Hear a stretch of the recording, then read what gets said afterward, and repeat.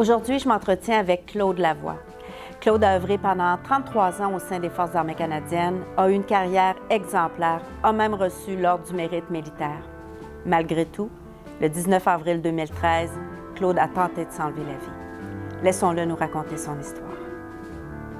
Claude Lavoie, bonjour. Bonjour, Dominique. Merci beaucoup d'avoir accepté notre invitation. C'est moi que c'est un honneur d'être ici. Claude, vous avez été au sein des Forces armées canadiennes pendant 33 ans. Qu'est-ce qui vous a amené à vous enrôler? Originaire de La Tuque, tu n'as pas beaucoup de choix à La Tuque. À 16 ans, c'est d'essayer de rentrer à la shop où que ton père a toujours travaillé ou de partir pour les études. Ça a été mon deuxième choix. Je me suis inscrit au Collège de la Flèche à Trois-Rivières en sciences humaines dans le but de faire une carrière en droit. Et puis, vu que justement, il fallait payer un loyer, il y avait des dépenses qui venaient suite à ça, il fallait que je descende à La Tuque travailler. J'étais à ce moment-là barman dans une taverne. Puis j'étais jeune, j'avais 17 ans, puis 18 ans. Puis là, je rentrais l'argent comme je pouvais. Puis finalement, je suis allé donner mon nom au centre de recrutement pour entrer comme policier militaire. Et puis, ça a pris presque un an. Et puis, j'ai reçu un fameux coup de téléphone je finissais mon cégep à la 4e session, au mois de mars 1983, pour m'annoncer que j'avais été choisi pour faire partie des Forces armées canadiennes en tant qu'opérateur radio. Donc, sans perdre de temps, j'ai ramassé mes petits, comme on dit. Je suis parti à La Tuque annoncer la bonne nouvelle à mon père et ma mère. Et pour le 19 de mars 1983, j'ai pris le chemin de la base de Saint-Jean aux recrues. Mais dans l'idée de faire un 3 ans initial, parce que dans ce temps-là, les contrats initiaux étaient de 3 ans, de me ramasser un peu d'argent et finalement de réaliser mon rêve, c'est-à-dire de finir mes études en droit. Et je me suis fait prendre au piège. J'ai donc fait 33 ans. Et quel était votre plan de carrière à l'époque? Mon plan de carrière, dès le début, c'était 3 ans. C'était 3 ans, et puis ensuite, on verra. Mais je me suis pas assis là-dessus. J'étais un petit gars espiègle. J'étais un bon sportif. C'est ce qui m'a amené à partir jouer au hockey, parce que les bons joueurs de hockey dans ce temps-là, les bons joueurs de ballon-ballet, on ne se le cachera pas, partaient pour l'Allemagne, pour les équipes représentatives. Et puis, je suis parti en 1987. J'ai quitté pour une période de 4 ans. Je faisais partie du quartier général, où j'ai eu la chance d'être le chauffeur du général Gaudreau, entre autres. Et puis, je travaillais au quartier général là-bas. J'ai fait toutes les unités que je pouvais faire pour finalement aller au 1er Royal 22e Régiment, au 1er bataillon. Et puis, je suis revenu ici à Québec en 1991. Pour partir en première mission en Bosnie en 93. En 92, on a commencé l'entraînement pour une mission en 93. On avait déjà un contingent. Dans ce temps-là, j'étais à l'escadron de reconnaissance du blindé, du 12e Régiment blindé du Canada. On avait déjà un escadron qui était parti. Et il fallait, nous, qu'on forme l'autre escadron. On a eu l'escadron D à ce moment-là, du requis. Et puis, on est parti pour une période. Les signaleurs, on arrive toujours au moins 2 semaines avant. On part 2 semaines après tout le monde. Question de faire un bon handover parce que les communications, c'est le gros challenge là-bas pour nous. Donc, je suis parti en mai, si je me souviens bien, jusqu'en octobre en 1993. Et comment on se prépare à partir pour une première mission? Est-ce que vous aviez une conjointe à l'époque? Comment on se prépare pour, dans le fond, oui, on se prépare physiquement avec les forces, mais personnellement? Personnellement, j'avais une conjointe. Mon couple battait de l'aile déjà avant de partir. J'avais un petit bonhomme que Marc-André avait 4 ans ou 5 ans dans ce temps-là. Et puis, je venais d'acquérir une maison à Val-Bélair. Et puis, j'essayais tant bien que mal d'essayer de me concentrer sur la mission. Et je suis parti en 93 pour revenir seul, parce que pendant ma période de service en Bosnie, ma conjointe et moi, on s'est séparés. Et par la suite, le divorce quand je suis revenu à Québec. Une fois que vous arrivez en Bosnie, est-ce que c'est comme ce que vous vous étiez imaginé ou c'est complètement différent? Je dirais que si on regarde les 2 parties qu'on a actuellement de ma génération, on a fait la Bosnie 93, puis après ça, on a fait l'Afghanistan. Si on avait été entraîné et équipé comme l'Afghanistan, en Bosnie, en 1993, ça aurait changé beaucoup de choses. Premièrement, on est rentré en envers. Qu'est-ce que vous voulez dire? Je discutais justement avec le général Côté. On aurait dû rentrer avec l'OTAN en 1993 et puis sortir avec les accords de Dayton en ONU, avec les Nations unies. On a fait le contraire. Donc, on est rentré avec les deux mains attachées. Et puis, c'était au plus gros de la guerre. 93 a été vraiment... c'est là qu'on a vu, fin 92, début 93, les pires atrocités qu'on ne peut pas voir. Et puis, on parle avec d'autres contingents, et c'est la même chose. Tous ceux qui ont fait la Bosnie 93-94, ça a été des horreurs de la guerre. C'est là que, moi qui sortais des études, que tout avait bien été, puis que je roulais ma petite bosse malgré des problèmes familiales, c'est là que la réalité frappe. Et tu t'aperçois à ce moment-là que l'humain peut être tellement méchant, et puis tu essaies de comprendre, puis les factions qui étaient en poste, en position à ce moment-là, les belligérants, il y en avait 3. Donc, une journée, les 2 premiers se mettaient ensemble contre le 3e. Le lendemain, c'était le contraire. On ne savait plus sur quel pied danser. Les règles d'engagement des Nations unies, à ce moment-là, n'étaient pas très claires non plus. On essayait de faire de notre mieux avec ce qu'on faisait, parce que tous les gars qui avaient été à Chypre, qui avaient été au Golan, c'était une autre réalité. Une autre réalité. Okay? Et puis, on a eu les tirs dans notre direction, et les deux mains attachées, on ne peut pas répliquer. Donc, ça a été une chose très dure. Et surtout, moi qui travaillais dans un poste de commandement, je vais toujours me souvenir du 18 juin à 11h50. Qu'est-ce qui s'est passé? À ce moment-là, on avait une équipe de l'antichar qui était à Bouchi pour faire un poste d'observation, juste en face d'un cimetière. Et puis, à midi moins 10, sur les ondes, j'étais en train de prendre le rapport de midi et puis du caporal Daniel Ganter. Et puis, son indicatif d'appel, son sous-indicatif d'appel nous a contactés en nous disant qu'il venait de se passer de quoi. Et eux, ça faisait engager. Et ils n'ont pas pu voir ce qui s'était passé réellement, mais on savait qu'il y avait de quoi qui était arrivé. Et on a su, dans les minutes qui ont suivi, qu'on avait un ODOF. On avait un de nos compagnons d'armes qui était décédé. Et puis, le décès a été constaté violemment quand les gars sont retournés à leur base de départ. Et puis, ça a été un choc, une douche d'eau froide sur les troupes. Et c'est là qu'on s'est aperçu que l'entraînement qu'on avait suivi était peut-être pas la meilleure qu'on avait reçue, mais que là, il fallait qu'on tombe dans un stage une coche avancée, une coche au-dessus. Dans le fond, est-ce qu'on peut se préparer à vivre ce que vous avez vécu cette journée-là? Non. Parce que, et c'est après que tu réalises, parce que tu es dans le feu de l'action. Et puis, je vais t'en parler plus tard, quand je vais te parler quand on revenait de patrouille en Afghanistan, parce qu'on s'était fait tirer dessus, tu le réalises après. Donc, c'est l'aftershock, comme on dit. C'est l'après-coup que tu réalises. Et c'était, écoute, c'était l'enfer, cette partie-là. Là, tout a monté d'un cran. Tout a monté d'un cran. Là, les gars prenaient ça pas mal plus au sérieux. On venait d'avoir un gars qui était mort, malgré qu'on était les Nations unies. C'était, pour nous, là, c'était... Les gars du Golan disaient, voyons, c'est impossible, là. Mais c'était possible, c'était la dure réalité. Donc, c'est ce qui est arrivé le 18 juin. Ça m'a marqué beaucoup, cette situation-là. Et puis, c'est des choses que tu n'oublies pas. Qu'on ne peut pas oublier. Non. Et puis, ce qui se crée, et à tous les fins de semaine, à tous les soirs, on se parle, on s'écrit. On est 4 chums qui se sont connus pendant cette période-là. Et puis, depuis ce temps-là, on ne s'est jamais lâché. On fait de la moto ensemble, on s'entraide ensemble. Fait qu'il y a des événements qui font que, quand ils disent des frères d'armes, il faut que tu sois dans cette fraternité-là pour le comprendre. Tout à fait. Comme les policiers, comme les pompiers, à juste titre, des ambulanciers. Mais c'est vrai, ça soude. Ça soude les vrais frères d'armes. Vous nous avez parlé tantôt que vous avez eu un retour assez brusque de votre première mission. C'était au plan familial? Oui, au plan familial. Quand je suis débarqué à l'aéroport de Québec, On était tous en combat avec nos bérets. Puis je me souviens, il devait être à peu près 9h30, 10h le soir. Et tout le monde, toutes les familles Toutes les attendent. familles sont là. Et puis là, les enfants sautent dans les bras des papas. Les mamans pleurent parce qu'ils sont contents de voir leurs hommes. Et moi, j'étais assis et puis j'attendais mes bagages dans le tourniquet. Et je vois un monsieur qui arrive d'un certain âge avec une pancarte, Monsieur Lavoie.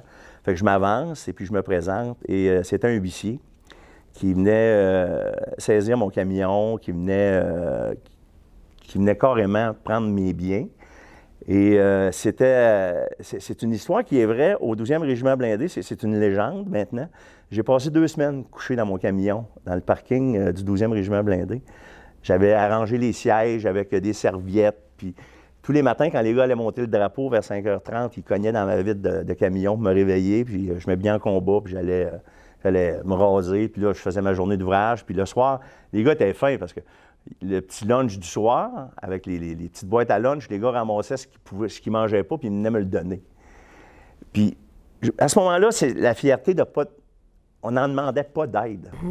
J'étais un jeune caporal-chef à ce moment-là, puis je voulais pas que mes problèmes familiales amènent à ce que ça nuise à ma carrière.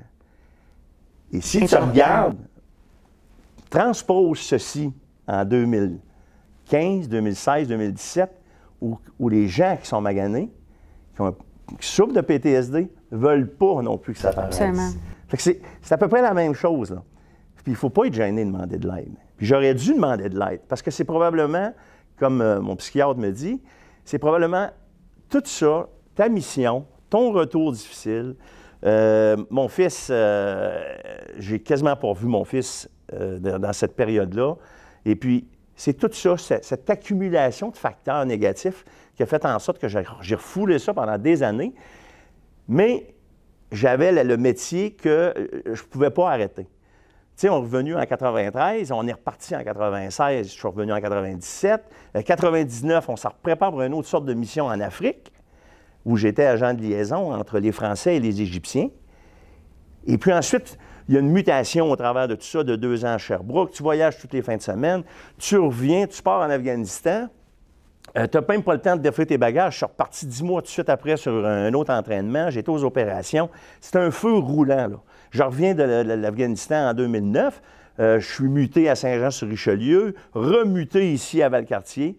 Et puis là, à un moment donné, tu perds le fil. Puis tout ça, ça te rattrape à un moment donné. C'est exactement, je compare ça à une citerne où l'eau, tant que tu roules, ça va bien. L'eau reste dans le fond du camion. Mais quand tu arrives à la lumière jaune puis à la lumière rouge, toute l'eau s'en vient vers en avant. Tout à fait. Et c'est là que la fatigue, le désespoir, tu ne vois plus le bout, là.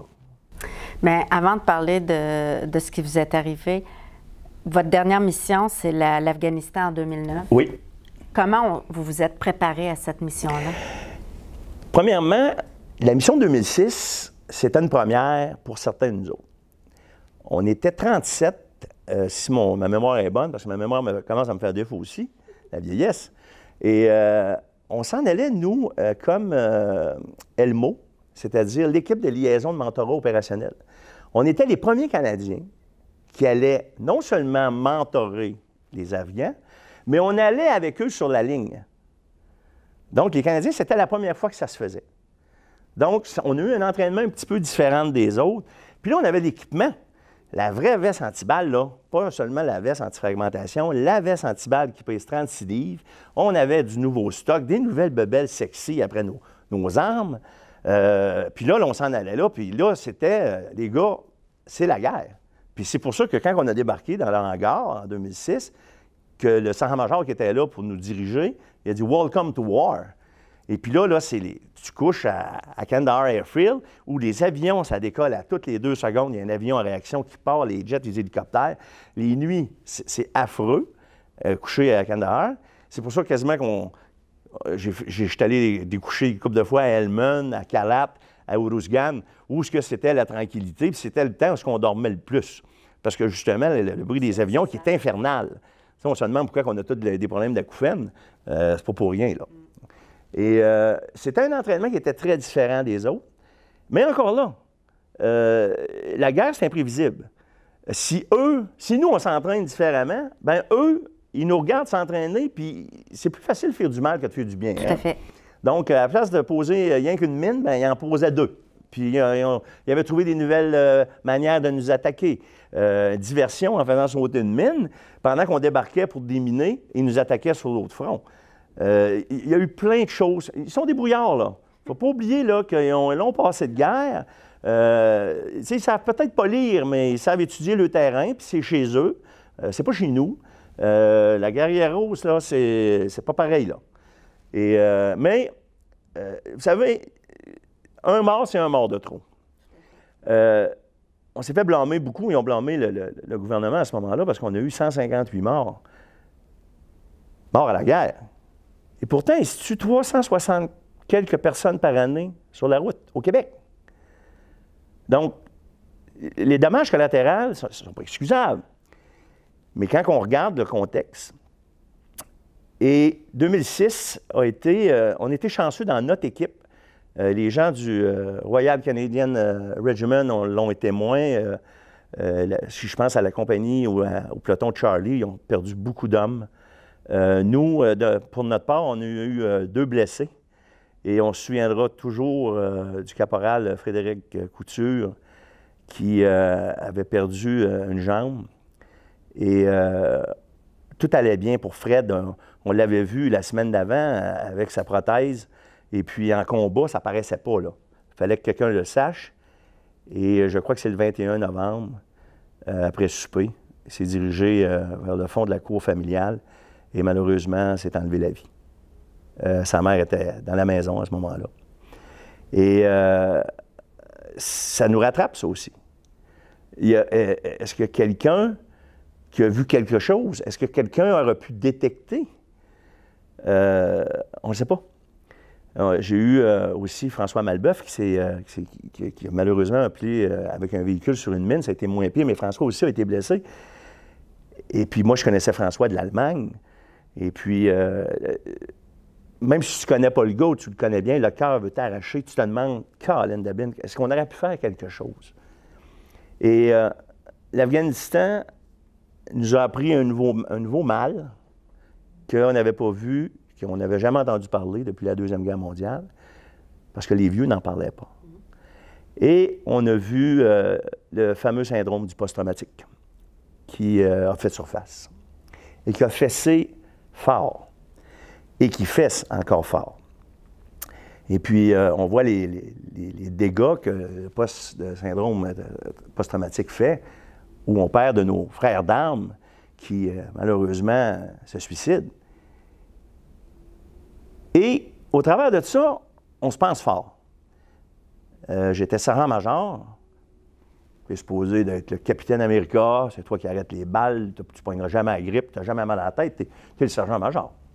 Tu es l'exemple. Hein? Oui, et malheureusement, nous ne sommes que des hommes.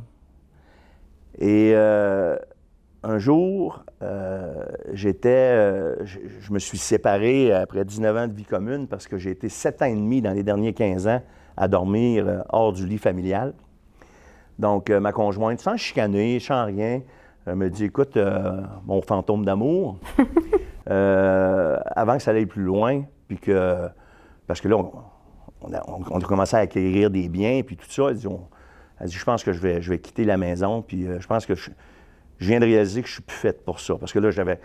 Puis elle avait raison un peu. Ça, c'est en quelle année, Claude? C'est en fin 2012. OK. Et puis, elle est partie. Et puis, elle avait raison, parce que quelques mois après, j'ai été remuté à Kingston, puis bon. Et puis là, il me restait encore beaucoup d'années à faire. Il me restait au moins 7-8 ans à faire encore à ce moment-là. Et puis, sans le savoir, je me suis mis à souffrir en silence. J'avais perdu, en anglais, on dit « anchor point ». J'avais perdu mon ancrage.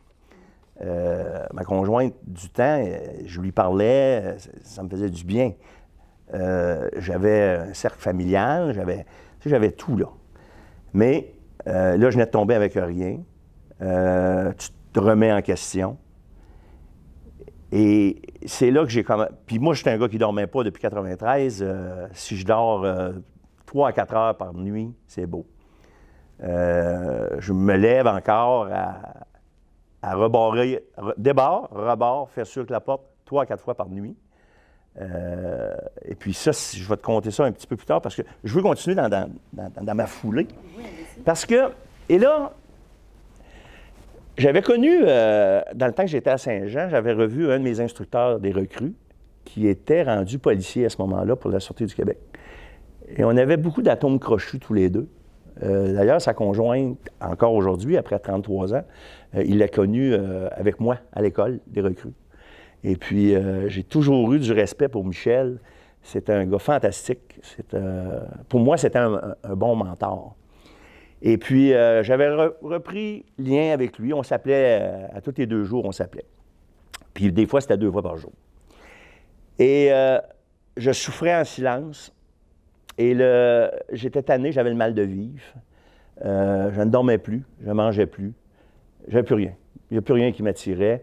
Je travaillais à la base à ce moment-là, puis j'avais un patron, un ingénieur, M. Pierre Labrie, un gars que j'ai énormément de respect pour lui, puis que j'adore, un bon père de famille, là.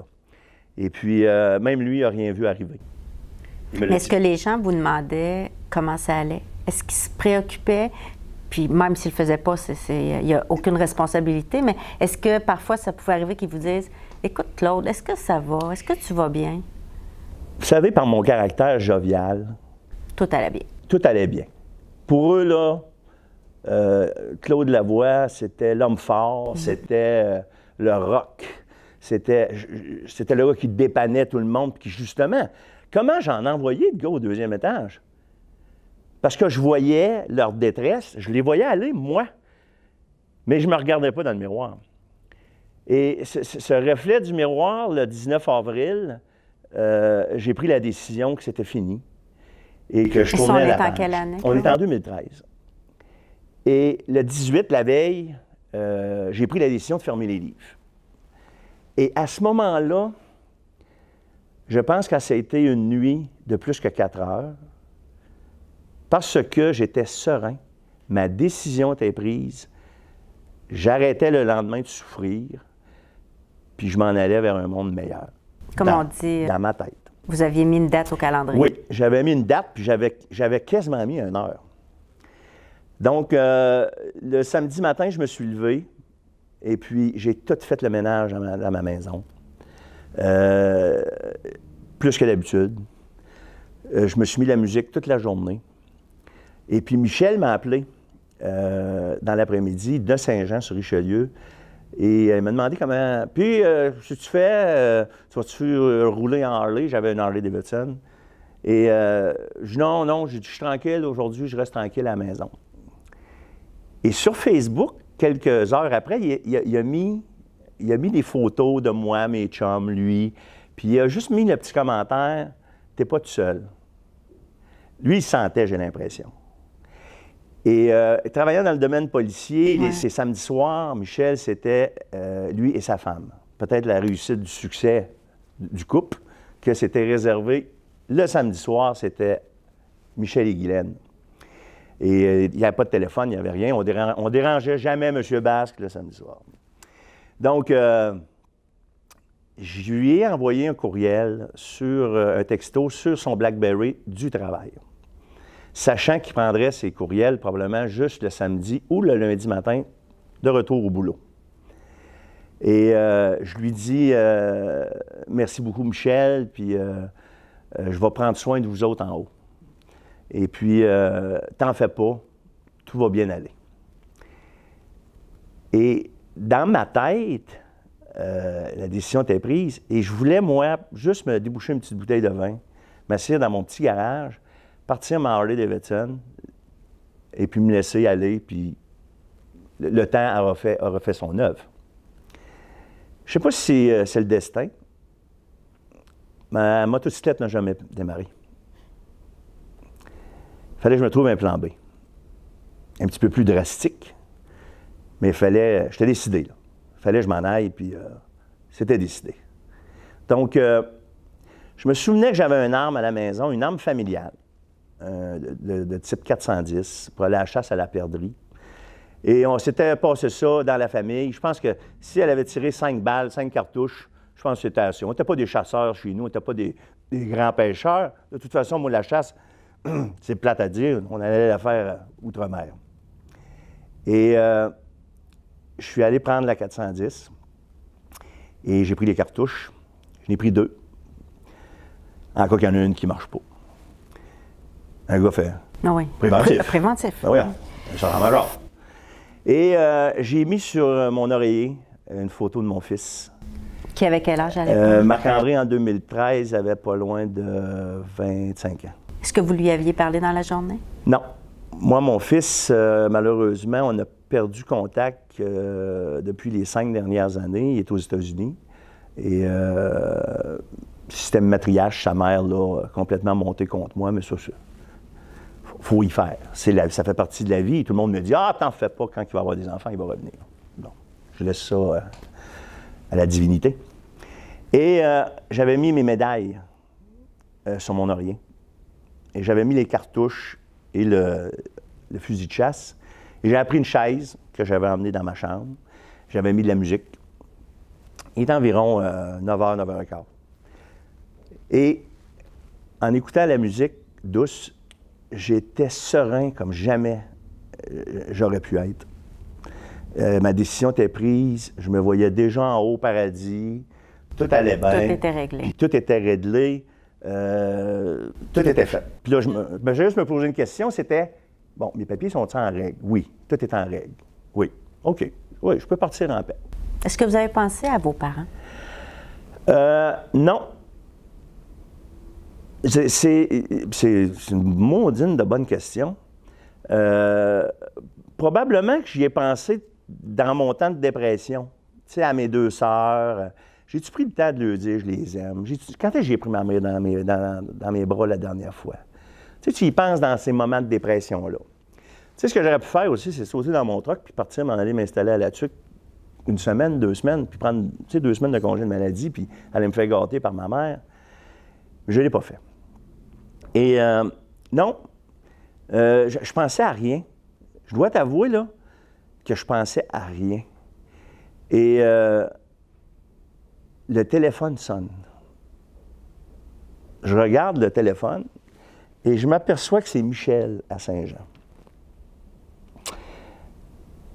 J'ai répondu, mais j'étais pas gros, là. Mais dans toute sa sagesse et l'amitié, il fait juste me demander « Dis-moi que tu ne fais pas ce que je pense. » J'ai dit au contraire, j'ai dit « Je suis assis dans ma chambre à coucher, je suis prêt, laisse-moi partir en paix. » Et il dit « Écoute, il dit, je suis à 2h30 de toi. » Il dit « Je ne peux pas sauter dans mon camion de même. » Il dit « Je vais t'accompagner en prenant un verre de vin. » Mais il dit « On va jaser. » Je ne sais pas trop. Sans perdre de temps, il a marqué sur un papier 911, Claude, Québec. Il l'a donné à sa femme. Elle est sortie dehors avec son téléphone et la machine a parti. Il s'est installé au téléphone avec moi et on a discuté. Puis ça revenait toujours au même. « Michel, laisse-moi partir en paix. » Puis j'écoutais plus ce qu'il me disait un moment donné. Moi, ma décision était prise. Je savais qu'il était loin. Il ne pouvait pas arriver dans mon salon en défonçant pas. Non. Puis le temps qu'il était au bout du fil. Puis le temps qu'il était au bout du fil, je savais qu'il ne voulait pas. Après 1 heure à peu près, il me dit « Claude, tu sais, une bonne bouffée d'air frais des fois, là, ça replace les idées. » Fait que j'ai dit « Ouais, peut-être. » Fait que je suis parti de ma chambre à coucher et puis je suis allé dehors, à la porte d'en avant. Et chez nous, c'est une rue qui est beaucoup passante, où l'autobus passe à toutes les 15 minutes. Et puis pour un samedi soir, je dois t'avouer que c'était beaucoup tranquille, trop tranquille, inquiétant même.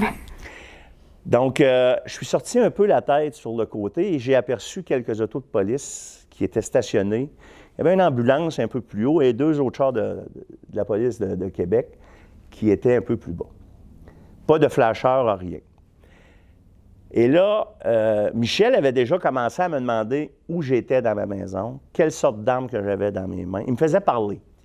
Si j'étais seul dans la maison, puis lui, il savait ma maison, comment que c'était fait, donc Guylaine pouvait guider les policiers au travers de ça. Donc, en retournant, j'ai dit, Michel, pourquoi tu as fait ça? Puis là, la crise a pogné.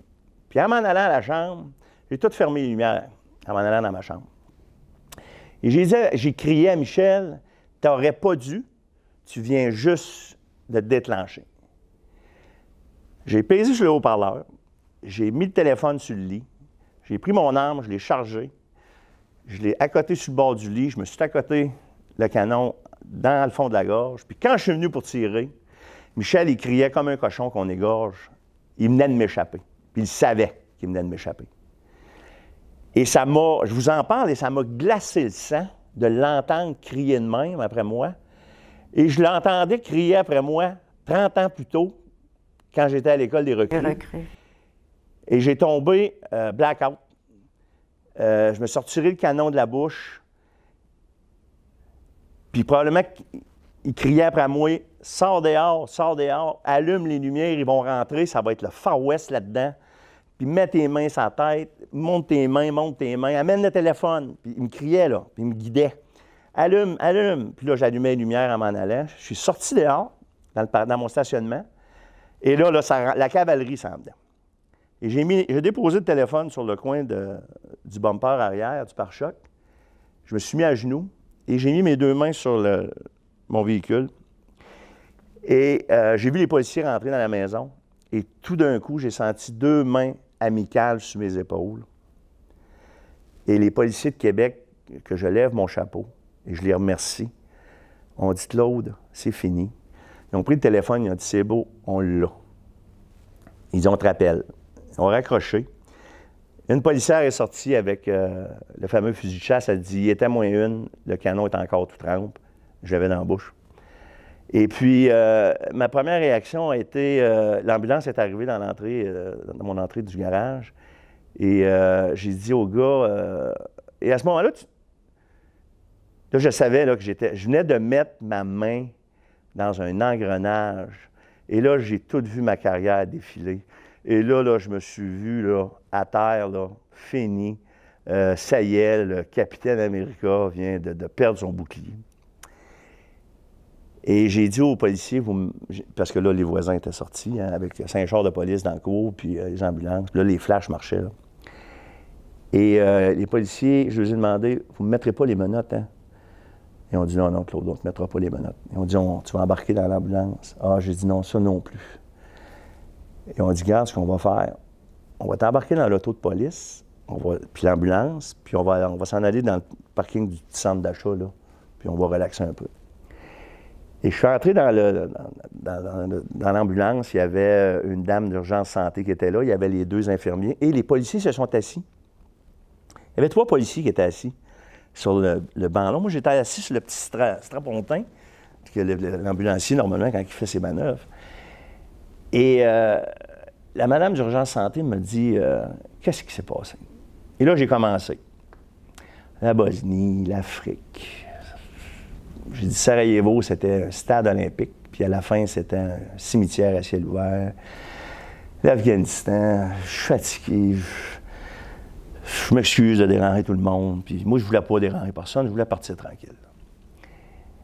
La madame d'urgence santé, et pendant que je parlais, il y a un des policiers qui dit « Hey! » J'ai dit « Quoi? » « C'est toi le gars qui parle à Jeff Fillion à la radio? » J'ai dit « Oui. » Ah, il dit « Toi, je partirai à la guerre avec toi, n'importe quand. » Donc, ça m'a fait du bien. Ils n'ont pas dit un mot pendant... Hey, ça a duré une grosse heure et quart, ça, là. Fait que là, un moment donné, la fille d'urgence santé, elle regarde les policiers. Elle dit « Savez-vous ce qu'on a devant nous autres, là? » Les policiers ont dit « Bien, on a un gars en détresse. » Elle dit « Non, on a un gars fatigué, ici. Lui, là, il faut qu'il dorme, ce gars-là. Il est en dette de sommeil de je ne sais pas comment d'années. Il faut qu'il dorme. L'hamster, là, il est couché à terre puis il donne des claques sur la roue de temps en temps. C'est tout ce qu'il fait. » Les policiers ont dit « Attends un petit peu. » Ils ont pris le micro, ils ont appelé à la maison. Ils ont dit « La maison est-tu claire? » Les policiers m'ont fait rire. Ils ont dit « La maison est claire. Puis si tous nos maris seraient comme lui, là, maudit que c'est propre. » Et les policiers étaient d'accord pour venir me mener à la maison. Et un des ambulanciers a dit, c'est parce qu'on a un protocole à suivre et on a déjà enclenché le protocole. Ils t'attendent à l'hôpital.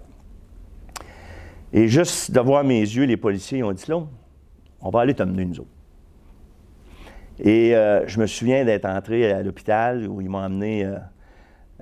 J'avais tellement peur qu'ils me mettent un pyjama je m'aime que je voulais pas. Je voulais pas, là. Non, ça me tentait pas. Et quand je suis entré, il y avait une petite infirmière en civil, bien sûr. Et elle me regarde d'un air, probablement je n'étais pas son premier patient. Elle me dit, là, il faudrait que tu enlèves ta grosse chaîne en or puis tes lacets. Les policiers ont dit, non, il n'enlèvera rien, là. Ce gars-là est fatigué. Dis-y ce que tu veux qu'il aille, là, il va y aller. Elle dit, j'aimerais ça qu'il aille se coucher. J'ai même pas eu le temps de montrer avec son doigt, j'étais déjà viré, je m'en allais vers la petite. J'étais un petit gars, un gamin égaré, là. J'avais rien que voir l'autre, va voir ma mère là, dans le centre d'achat, puis de le retrouver, là, tu sais. Et les policiers m'ont pris dans le bras, puis ils ont dit, Claude, si la porte du garage est ouverte chez vous, on peut-tu arrêter? Allez te voir, prendre de tes nouvelles. Je dis, les gars, vous êtes tellement fins, vous êtes tout le temps les bienvenus. Et là, la petite madame est revenue avec un plateau de pilules, puis tout le kit. Puis elle m'a demandé, elle dit, tu vas prendre ça, puis ça. J'ai dit non. J'ai dit, je prends rien de ça. J'ai dit, j'ai pris 3/4 d'une bouteille de vin, puis je vais être lucide, et surtout ne pas avoir la bouche molle quand je vais rencontrer le docteur. Pour moi, c'est important. Puis j'avais une dignité aussi là-dedans. Je voulais pas, là... Le sergent-major qui revient. C'est ça. Là. Le sergent-major revenait là, souvent. Là. Tu sais, Capitaine America, là, il voulait juste avoir son bouclier pour retourner se coucher. Là. Et vers 4h, 4h30 du matin, j'ai rencontré une urgentologue, très belle demoiselle. Et elle me dit, je peux pas croire qu'un gars comme toi, solide, a fait un affaire de même. Oui, parce que, rappelons-le, là, vous avez eu une carrière quand même extraordinaire. Vous avez même reçu l'ordre du mérite militaire. C'est pas rien, non, là. Non, c'est une des plus belles récompenses. Et d'ailleurs, on avait le droit à des invités, et j'avais emmené Michel et sa conjointe avec moi à Ottawa quand j'ai reçu ça. Et Michel était content parce que c'est lui qui m'a formé. Tout à fait. Puis 33 ans plus tard, je reçois ça, là, qui est la plus belle honneur pour un militaire. Donc, je rencontre l'urgentologue et puis elle me fait faire une promesse. Elle dit, Claude, elle dit, lundi matin, tu vas aller à l'hôpital à base. J'ai dit oui, c'était mon plan. J'ai dit, ça va être dur, mais je vais y aller. Elle m'a signé une discharge. Et à 5 heures du matin, après avoir déplacé 5 chars de police, une ambulance, du personnel, après avoir dérangé tout ce monde-là, là, je me ramasse sur le boulevard Laurier. Pas une scène, pas de manteau, pas de clé, rien. Ça presse à don de me rentrer à l'hôpital. Et souvent, je parle de ça avec M. Simard de la Vigile, il dit, Claude, une chance que tu étais décidé à rentrer à l'hôpital le lundi, parce qu'il venait de te remettre exactement dans le même état, dans la rue où tu étais. Tu n'étais pas plus avancé, là. Et j'ai wavé un taxi, puis il est venu me reconduire à la maison. Il a attendu, j'avais une porte que j'étais capable de débarrer.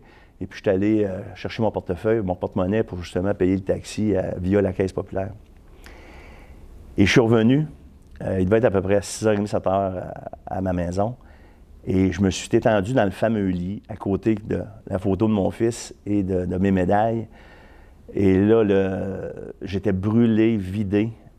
Et je pense qu'une heure après, ça a cogné chez moi. Et là, c'était l'autre cavalerie. Là, il y avait mon patron, le major, mon commandant d'unité qui était là, Padré, mes chums. Là, c'était... La nouvelle s'était répandue. Oui, ça va pas. Ben, les policiers ont été obligés de faire un rapport à la police militaire, bien sûr. Et là, je me suis dit, waouh, là, ça va donner un coup, mon capitaine America. Et je les ai comptés, j'ai marché avec eux toute la scène, comme je viens de vous la raconter, comme une histoire de pêche. Et mon commandant m'a regardé, puis il dit, écoute, qu'est-ce qu'on peut faire pour l'instant? J'ai dit rien. J'ai dit, pour l'instant, il faut que je décompresse. Et c'est là la force de l'amitié, comme je te disais tantôt. Mes chums de la Bosnie, en 2013, étaient encore à mes côtés. Ils se sont relayés toute la journée pour passer du temps avec moi. Ils disaient, fais ce que tu as à faire. Ils s'assisaient, puis ils me regardaient. Ils m'ont enlevé mes clés de moto. Ils ont fait sûr que je me fasse pas mal. Ils sont partis. Pierre était parti, il était peut-être 11h, 11h30. Le lendemain matin, à 6h30, John m'a appelé. Veux-tu que j'aille avec toi? J'ai dit non, j'ai dit, il faut que je le fasse seul. J'ai dit, il faut que je fasse face à mes responsabilités. Et puis, je suis arrivé à l'hôpital et puis j'ai juste dit au monsieur qui était là, à André, tout du monde, on se connaît tous sur la base de Valcartier. J'écoute André, j'ai dit, il m'est arrivé une bad luck samedi soir, j'ai fait une tentative de suicide. Il dit, Claude, tu ne bouges pas, il y a une infirmière qui va venir te chercher. Santé mentale ont priorité. Et je suis rentré dans un bureau où il y avait un infirmier spécialiste en santé mentale et mon médecin est arrivé. J'ai raconté mon histoire. Ils m'ont donné un paquet d'antidépresseurs, une pause de vacances. Et je suis parti chez moi pour 35 jours. Et la vie est tellement bien faite. Et c'est après coup que tu t'en aperçois. J'avais rencontré une superbe belle femme 20 quelques années auparavant, dont j'étais tombé follement amoureux pendant ma période de célibat. Mais j'étais pris avec des problèmes de divorce, elle aussi. Et je voulais pas qu'on mêle nos enfants là-dedans. Puis c'était rock and roll dans ce temps-là. Surtout que j'avais pas d'argent. Je couchais dans mon Jeep. Oh. Je ne pouvais pas l'inviter à souper. Donc, on a frivolé un peu pendant quelques semaines. Et mon ami Pierre, qui me l'avait présenté, m'a demandé, il dit, Claude, il dit, quelle sorte de femme que ça te prendrait pour t'accompagner, là? Parce qu'il dit, t'as encore des belles années là, devant toi. Ah, j'ai dit, moi, la petite France. Et là, John, il me dit, elle est dans mes amis Facebook. Et j'ai communiqué avec France et elle est venue à la maison ce soir-là. Un soir de début mai, mi-mai de 2013. Et elle n'est jamais repartie. Et le 2 septembre prochain, elle deviendra mon épouse.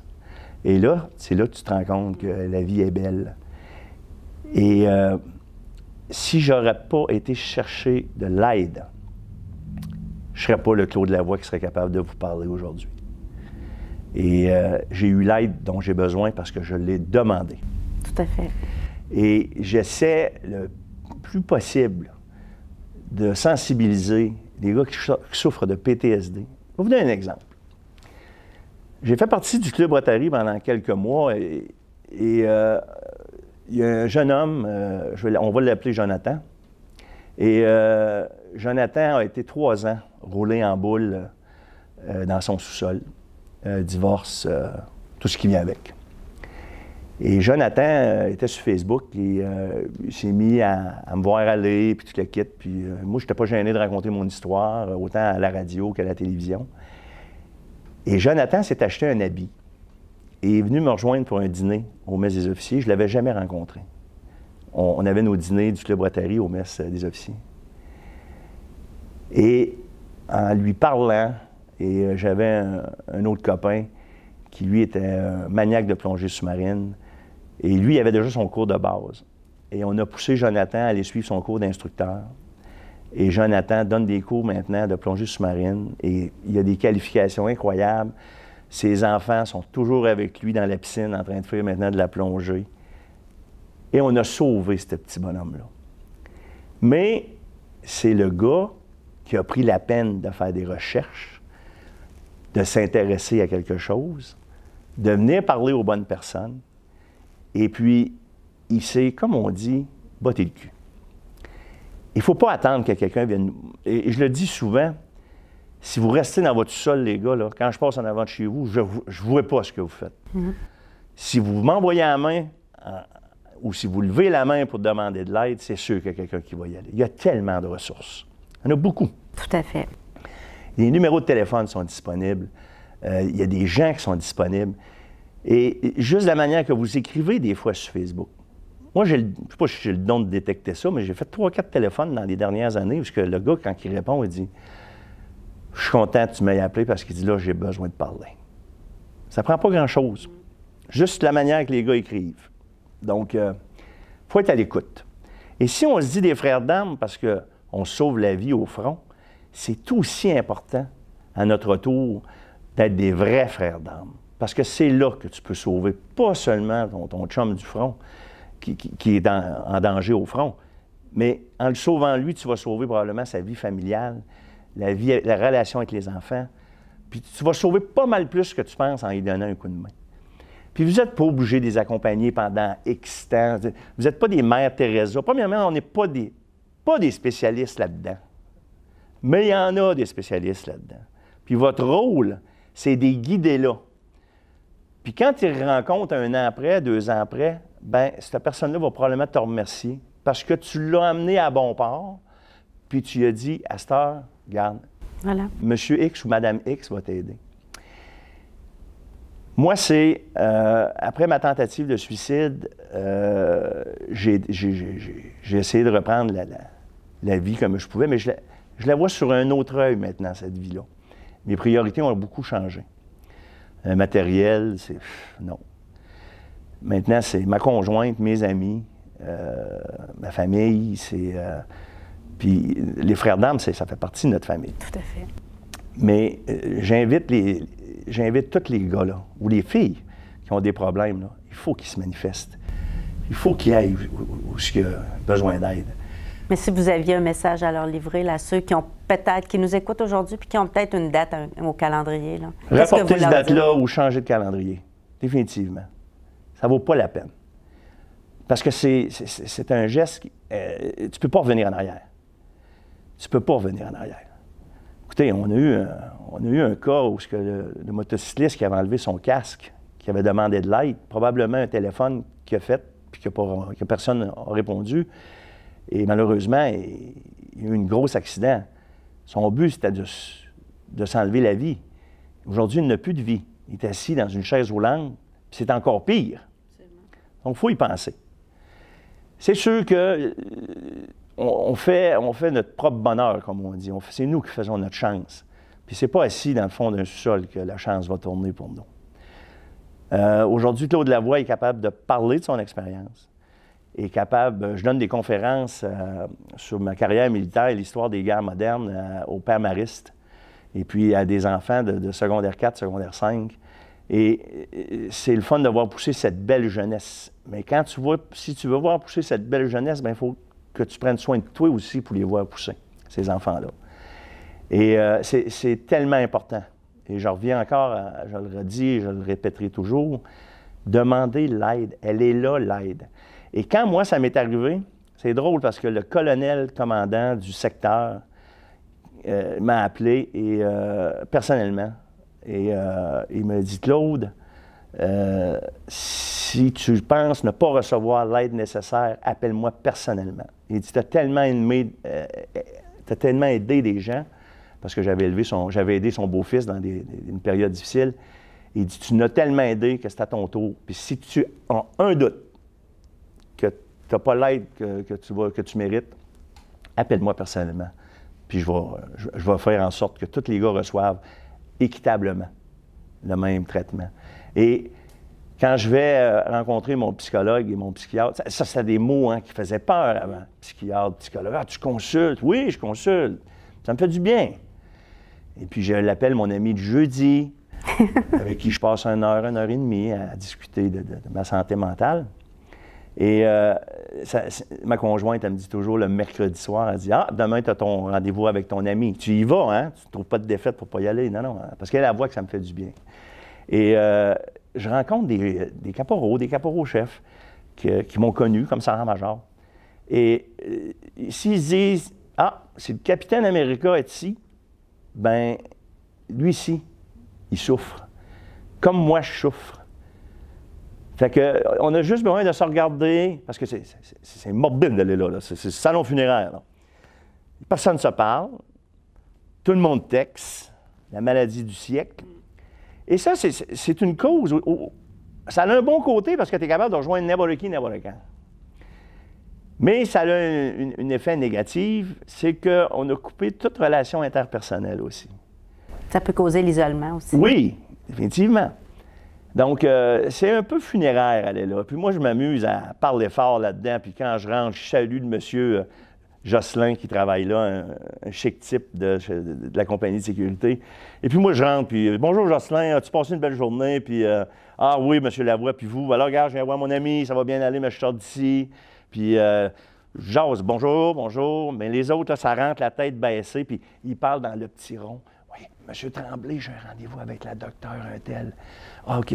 Puis il parle d'être identifié. C'est pas démontré. Et mon psy, il me fait rire, il est beaucoup plus jeune que moi. Et il me dit, tu sais, il dit, quand tu sors d'ici, tu as fait une journée d'ouvrage. C'est pas une sinécure, elle est là. Je pleure, je ris, je me roule en boule des fois. Je sais pas comment de boîte de Kleenex que j'ai passé là. Mais c'est une journée d'ouvrage, elle est là. Mais ça me fait du bien. Puis c'est ce qu'il faut qu'on aille chercher. Puis c'est là qu'il me fait, après des analyses, il te fait rentrer. Parce que lui, il t'écoute, il est neutre là-dedans. Ouais. Il fait juste analyser tes émotions puis ton parcours de vie. Puis c'est lui qui m'a fait, à un moment donné, dire, tu es là, 93, là? Je dis, mon dos, j'entends un peu, là. Ça fait 2 ans qu'on travaille jusqu'à 93. Hein? Bien, c'est parce qu'on est en train de tout tuer peut-être ce qui s'est passé en 2006 et en 2009. C'est lui qui m'a fait réaliser, tu as eu une grosse mission, tu es revenu, tu as couché 2 semaines dans ton troc. Après ça, tu t'es préparé pour un autre, puis un autre, puis un autre, puis un autre, puis ça a jamais arrêté. Donc, puis là, pouf, toute l'eau est venue te péter en arrière de la tête, là. Donc, c'est là que tu réalises. Mais lui, il est neutre là-dedans. Puis il n'est pas là pour juger, il est là pour t'aider. Puis là, tu as ton psychiatre qui, lui, essaie toutes sortes de pilules sur toi. Puis après ça, un peu à Merlin l'Enchanteur. Là, il faut que tu fasses des rapports. Puis. Mais ils sont là pour t'aider. C'est ça, il faut que tu te dises. Et puis, c'est bien important. Couper l'isolement. J'étais justement avec Gino Savard qui a passé à votre émission il n'y a pas longtemps. Et puis, on est tout le temps content de se voir. C'est tout le temps des chaudes accolades. On se parle de nos vies personnelles. Et puis, il y a des affaires intimes aussi. Vous savez, la santé mentale, le post-traumatique, ça a un effet partout sur le corps, hein? Sur le corps au complet, là même, je dirais. Donc, les femmes se parlent. Tu vois, ton chum, la libido, la libido, je pense que c'est dans le dernier tiroir en bas, ça, là. Les pilules, là, parce que tu peux... Tu sais, il y a des effets secondaires. Oui. Mais avant, on ne parlait pas de ça. Aujourd'hui, on est capable d'en s'en parler entre chums et de dire, ouais, hein, marches-tu? Non, Capitaine America, là, il a dit que le plombier ne marche plus bien, là. Mais au moins, on est capable de s'en parler. Puis les femmes aussi, ils se réconfortent entre eux autres. Hey, le tien dort dessus. Ah, le mien, arrête pas de se lever et écouter des films de guerre. Moi, ça fait 3 fois que je change ma médication. La dernière fois, ma blonde, elle m'a ramassé dans le garde-robe. Je cherchais mes affaires pour aller me battre. Et, c'est ça. Puis elle te compte ça le lendemain matin, là. Puis vous la croyez pas? Bien, c'est parce qu'elle, à un moment donné, elle te prend par les épaules, puis elle dit, écoute, mon petit loup, il faudrait que tu reviennes te coucher. Laisse la guerre, là, tu reprendras ça demain, là. Tu y retourneras demain. OK? Tu vas aller jouer avec tes amis, tu y retourneras demain. Il est ça te ramène dans le lit. Tu sais, il y a une compréhension aussi de la conjointe. Tu sais, si la conjointe, elle prend ça négativement, que son mari a des problèmes, il faut d'abord qu'elle l'accepte. Bien, accepter, c'est ça. Accepter, tu as déjà... C'est comme un alcoolique. Le gars qui l'accepte, qui le sait qu'il est alcoolique, il y a 50 de sa thérapie qui est faite. Donc, il faut t'accepter de dire, bon, bien, d'un, le client lui-même, il faut qu'il se dise, bien, écoutez, là, moi, j'ai un post-traumatique, et puis, soyez pas surpris, là, si, à un moment donné, dans un gros party, tu sais, il y a des choses qu'on fait encore, là, d'hypervigilance, ça, c'est pas drôle, là. Tout le temps assis dos au mur, à regarder les portes. Moi, je ne suis pas capable d'aller à l'épicerie. Je compte les autos dans le stationnement pour ne pas attendre. Je ne suis pas capable d'aller au guichet automatique s'il y a 3 personnes en avant de moi ou en arrière de moi. Je ne vais pas dans les boucheries parce que je ne suis plus capable de sentir l'odeur du sang, de la viande fraîche, coupée. Je ne suis pas capable. Il y a plein de choses que je fais. Je roule avec ma conjointe en automobile, ça va breaker 100 pieds en avant de moi, pas de danger. J'ai toujours la manie d'y mettre la main dans l'estomac pour qu'il arrive de quoi. Tu deviens hyper protecteur. Ma petite fille a resté avec nous, la fille à France a resté avec nous pendant 7 mois. Et tabarouette, je pense que j'ai mis des cônes oranges en entour de mon truck pendant que je roulais pour pas que personne ne rentre dedans, parce que j'avais ma petite fille dans l'automobile. On fait beaucoup d'hypervigilance. Ouais. Et puis, c'est ça que ton psychiatre ou ton psychologue t'a fait réaliser. Regarde, tu es en sécurité ici. Là. On n'est pas à Bagdad ici. Là. On n'est pas au Liban. Là. Tu sais, je veux dire, c'est rare ici là, qu'on voit du hijack d'automobile puis que le monde se tire dessus en pleine rue. Mais c'est la réalité. Après 33 ans que ton moteur roule à 6000 tours minute, puis là, tu tombes à 1500 tours, 1700 tours minute, ben, ça commence à être... c'est fatigant. Mais c'est tout ça, là, tout ce qui nous rattrape. La fatigue qui nous rattrape. Tu sais, quand je vous parlais de dette de sommeil, là, je l'ai encore.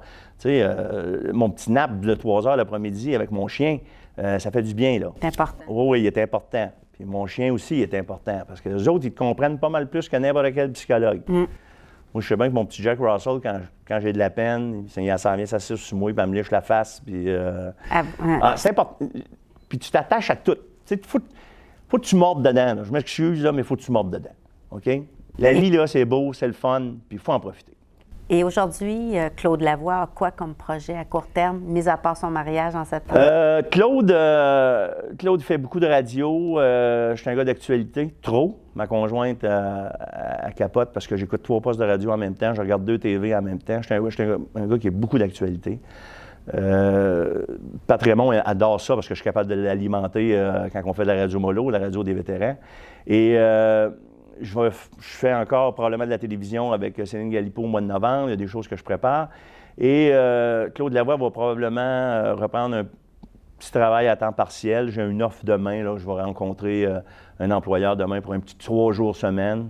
Essayer de combler un peu de temps libre. Parce que c'est beau, là. Ah oui, tu es à retraite, tu as 53 ans, tout va bien, tout va pour le mieux. Mais à un moment donné, à 53 ans, tu es encore dans la fleur de l'âge. Tout à fait. Donc, puis Claude Lavoie, bien, il se marie le 2 septembre. Puis Claude Lavoie, bien, il y a des projets de voyage, puis il y a des projets avec sa nouvelle conjointe, puis on fait de la moto ensemble, puis on essaie de passer le plus souvent du temps ensemble, justement. Du temps de qualité. Mais si je n'aurais pas demandé de l'aide, bien, probablement, je n'aurais pas cette belle qualité de vie-là.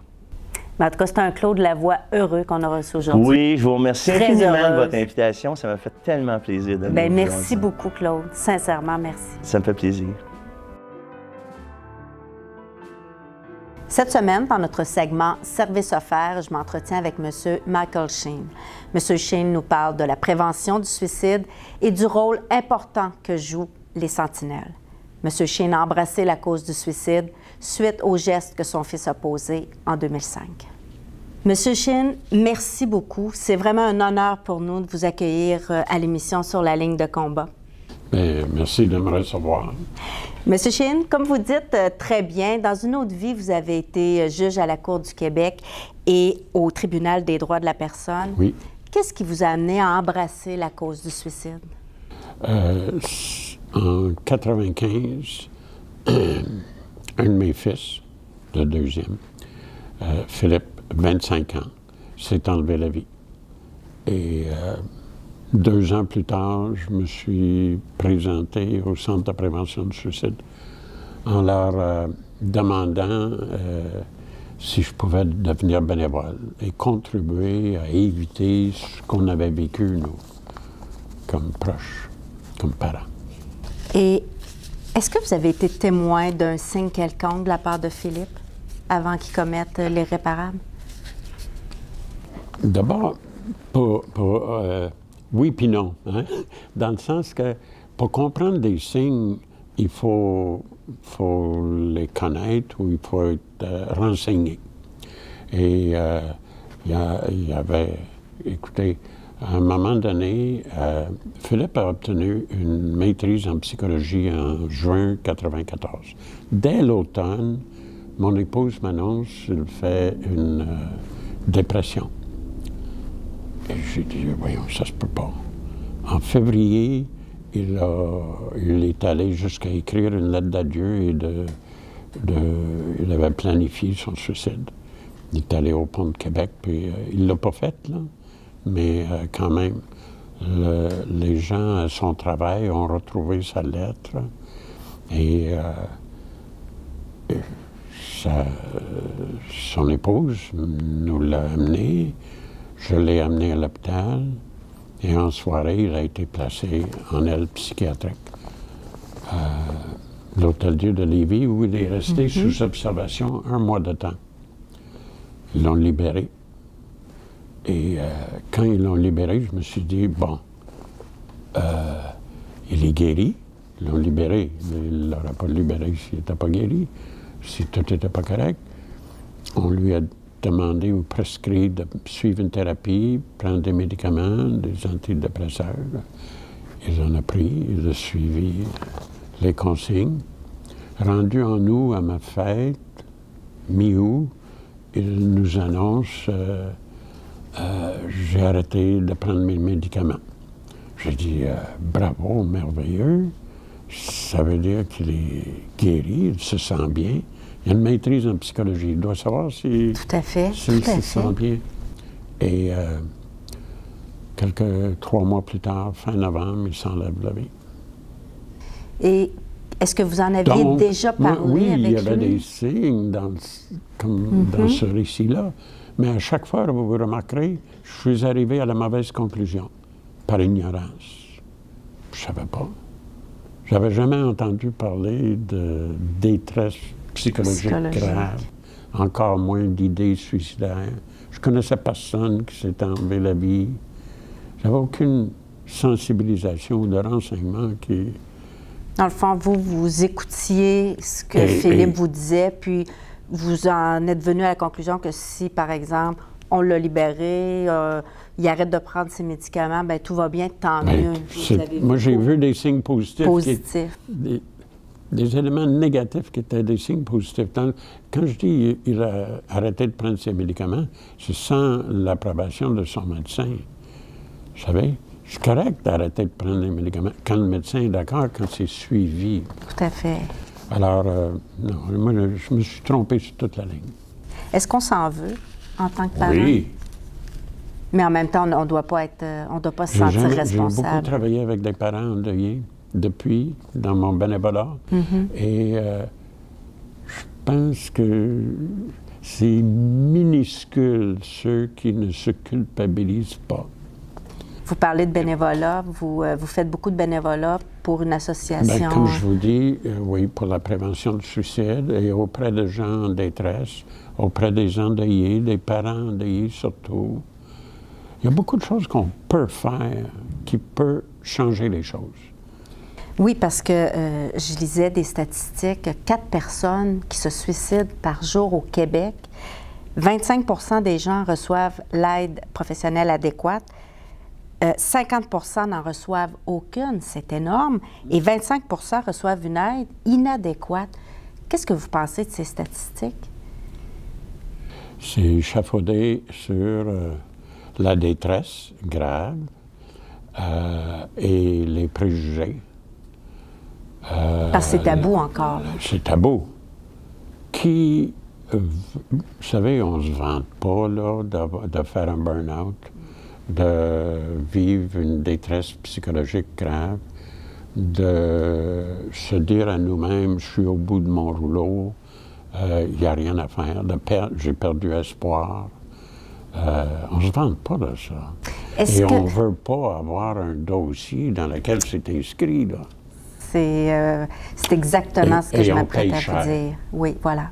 Mais est-ce que c'est notre société de performance, d'être des hommes qui sont performants dans leur domaine, des femmes, des superwomen qui sont performantes au travail, en couple, avec les enfants? Est-ce que c'est notre société qui a un niveau trop élevé de performance? Il n'y a rien de mal à performer, là. Mais d'un autre côté, oui, je crois que oui. On met trop d'emphase sur la perfection, là. Ouais. Vous savez, on enseigne beaucoup à nos jeunes comment gagner. Hein? On les embarque dans une équipe de soccer. Puis c'est quoi, là, toute la stratégie, c'est de gagner. Avez-vous déjà entendu parler d'un entraîneur qui expliquait à ses joueurs comment perdre ou comment composer avec la perte ou avec une déception? On ne le fait pas. Ouais. Pourtant, même les athlètes olympiques, là, ils perdent, eux autres, là, beaucoup plus souvent qu'ils gagnent. Tout à fait. Tout à fait. Vous savez, une année, j'étais porte-parole de la semaine de prévention et Mélanie Turgeon, que nous connaissons au Québec et à Québec, là, surtout, avait gagné la Coupe du monde là, en Autriche. Hein? Elle est descendue les pentes, là, première, montée sur le podium. personne ne voulait entendre parler de prévention du suicide. J'ai dit, regardez, on va faire le lien. On va parler de Mélanie Turgeon, si vous voulez. Vous remarquez, elle est vue comme étant la championne. Elle est la championne. Mais elle n'est pas devenue la championne dimanche, là, en descendant la pente.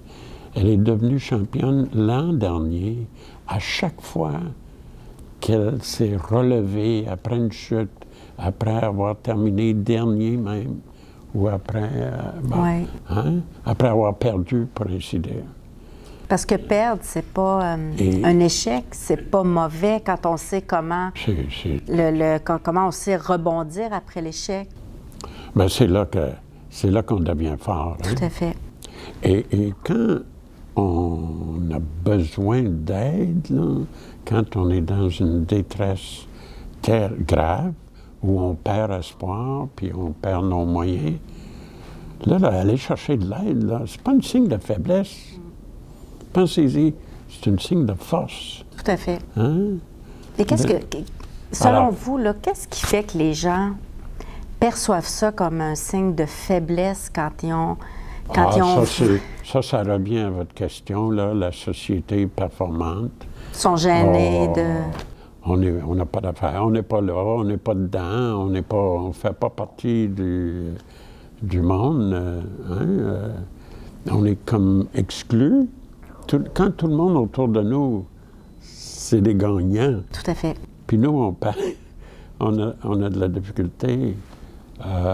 On finit par se dire à un moment donné, on va croire qu'on n'a pas d'affaires ici. L'estime de soi en prend un coup, là. Oui, tout un coup. Et écoutez, on peut bien sourire en parlant, mais c'est triste, hein? C'est très tragique. C'est triste parce que c'est archi douloureux. Ouais. La détresse psychologique. Trompons-nous pas. Tous vos invités, là, j'ai vu certaines de vos émissions, les militaires, là, ouais. Qui vivent des difficultés. La détresse psychologique, là, c'est pénible. Puis on la voit pas. C'est difficile. Non, on la voit pas. Mais ceux qui la vivent, la ressentent. C'est pénible. Et c'est doublement... C'est tragique aussi. Ce qui est tragique, c'est que nous avons les bonnes ressources. Les ressources au Québec, là, merveilleux. On est une référence à la grandeur du globe en matière de détresse, de prévention du suicide. On a les ressources, les solutions. La tragédie, c'est qu'on sait comment prévenir, mais ça ne fonctionne pas comme ça devrait fonctionner parce que la connexion ne se fait pas. Comment une personne peut aider un proche qui vit une détresse psychologique, à éviter, en tout cas, du moins, qui passe à l'acte, à l'amener à consulter? Je pense que la première chose à faire, là, c'est de consulter. Mais avant même que ça arrive, c'est de se renseigner. Vous savez, il y a un programme qui existe, là, de formation pour tout le monde, d'être sentinelle. Sentinelle. Hein? On appelle ça gatekeepers en anglais. Ça existe partout. Les clubs Rotary de notre district, là, est du Québec, nord du Maine, ils ont établi un programme de formation de sentinelles. Et dans chacun de leurs clubs, 53 clubs, là, c'est des chefs de file, là, partout. L'Union des producteurs agricoles, mais oui. Récemment, on en a parlé. Ils ont reçu un prix. Ils ont donné une formation à tous, aux vétérinaires et à tous les fournisseurs de services auprès des cultivateurs. Oui. Parce que la ferme, là, c'est de la dure job. Hein? Tout à fait. J'ai été élevé en campagne, en Gaspésie, à Noucanal. Bon, ces gens-là sont isolés, ils sont seuls, travaillent seuls. Là, hein? Ils ne sont pas dans les grandes équipes. Là. Beaucoup de pression financière. C'est important d'établir autour d'eux un filet de sécurité. Et donc, pour revenir à votre question, si on pouvait mieux se renseigner, là, on pourrait être plus conscient du danger que représente une détresse grave, plus conscient, là, on serait stimulé à réagir. On ne prendra pas de chance. Hein? On pourrait consulter en cas de doute. D'abord, commencer par faire de l'écoute. Je ne sais pas si vous avez remarqué, on a une tendance à dire à nos amis, nos collègues de travail, ça va bien? Puis la réponse, oui, oui, ça va bien. Et souvent, là, vous répondez, puis ils sont partis, là. Là, oui. On a posé la question, puis on continue. On n'a jamais attendu la réponse. Tout à fait. Hein? Parce que puis on ne l'attend pas. Ouais. Puis on ne la veut pas non plus savoir, ça va mal, qu'est-ce qu'on ferait si ça va mal. Quand on est mal renseigné, là, on a un problème. Hein? Et le problème, c'est que on a peur de faire des dégâts. On a peur d'aggraver la chose, de dire les mauvaises choses. Comprenez? Donc, c'est pour ça que c'est important de se renseigner. La formation est bonne partout, pas seulement dans l'armée, là. Non, non, exactement. Elle est bonne pour tout le monde, dans tous les milieux de travail, là, une sensibilisation. Je regardais vos émissions, vous parlez beaucoup avec les militaires, à juste titre aussi, mais eux, ils reçoivent beaucoup de formations, d'un certain genre, en tout cas. Je ne sais pas si vous le savez, les gens, vos téléspectateurs le savent, les juges aussi reçoivent une formation incroyable qu'on ne réalise pas avant d'y accéder. Là, hein? Et c'est assez intense. Et Dieu merci. Puis la formation, là, elle existe partout maintenant. Partout, partout. Et il n'y en a jamais trop. Ah, tout à fait. Parce que ça peut être aussi des dirigeants d'entreprise qui deviennent des sentinelles pour leurs employés. Oui, oui. Et vous avez remarqué probablement que dans beaucoup de milieux de travail, hein, on va dire nos employés, on les aime, on les apprécie, on tient à eux, on les félicite, on leur donne une formation, comment mieux travailler, puis des bonis, puis bon. Je pense que établir un programme de sentinelle dans un milieu de travail, n'importe lequel, ça peut être un garage, n'importe où, hein, n'importe quel milieu, ça serait une des meilleures façons pour le patronat de dire aux employés, au personnel, on tient à vous. Exactement.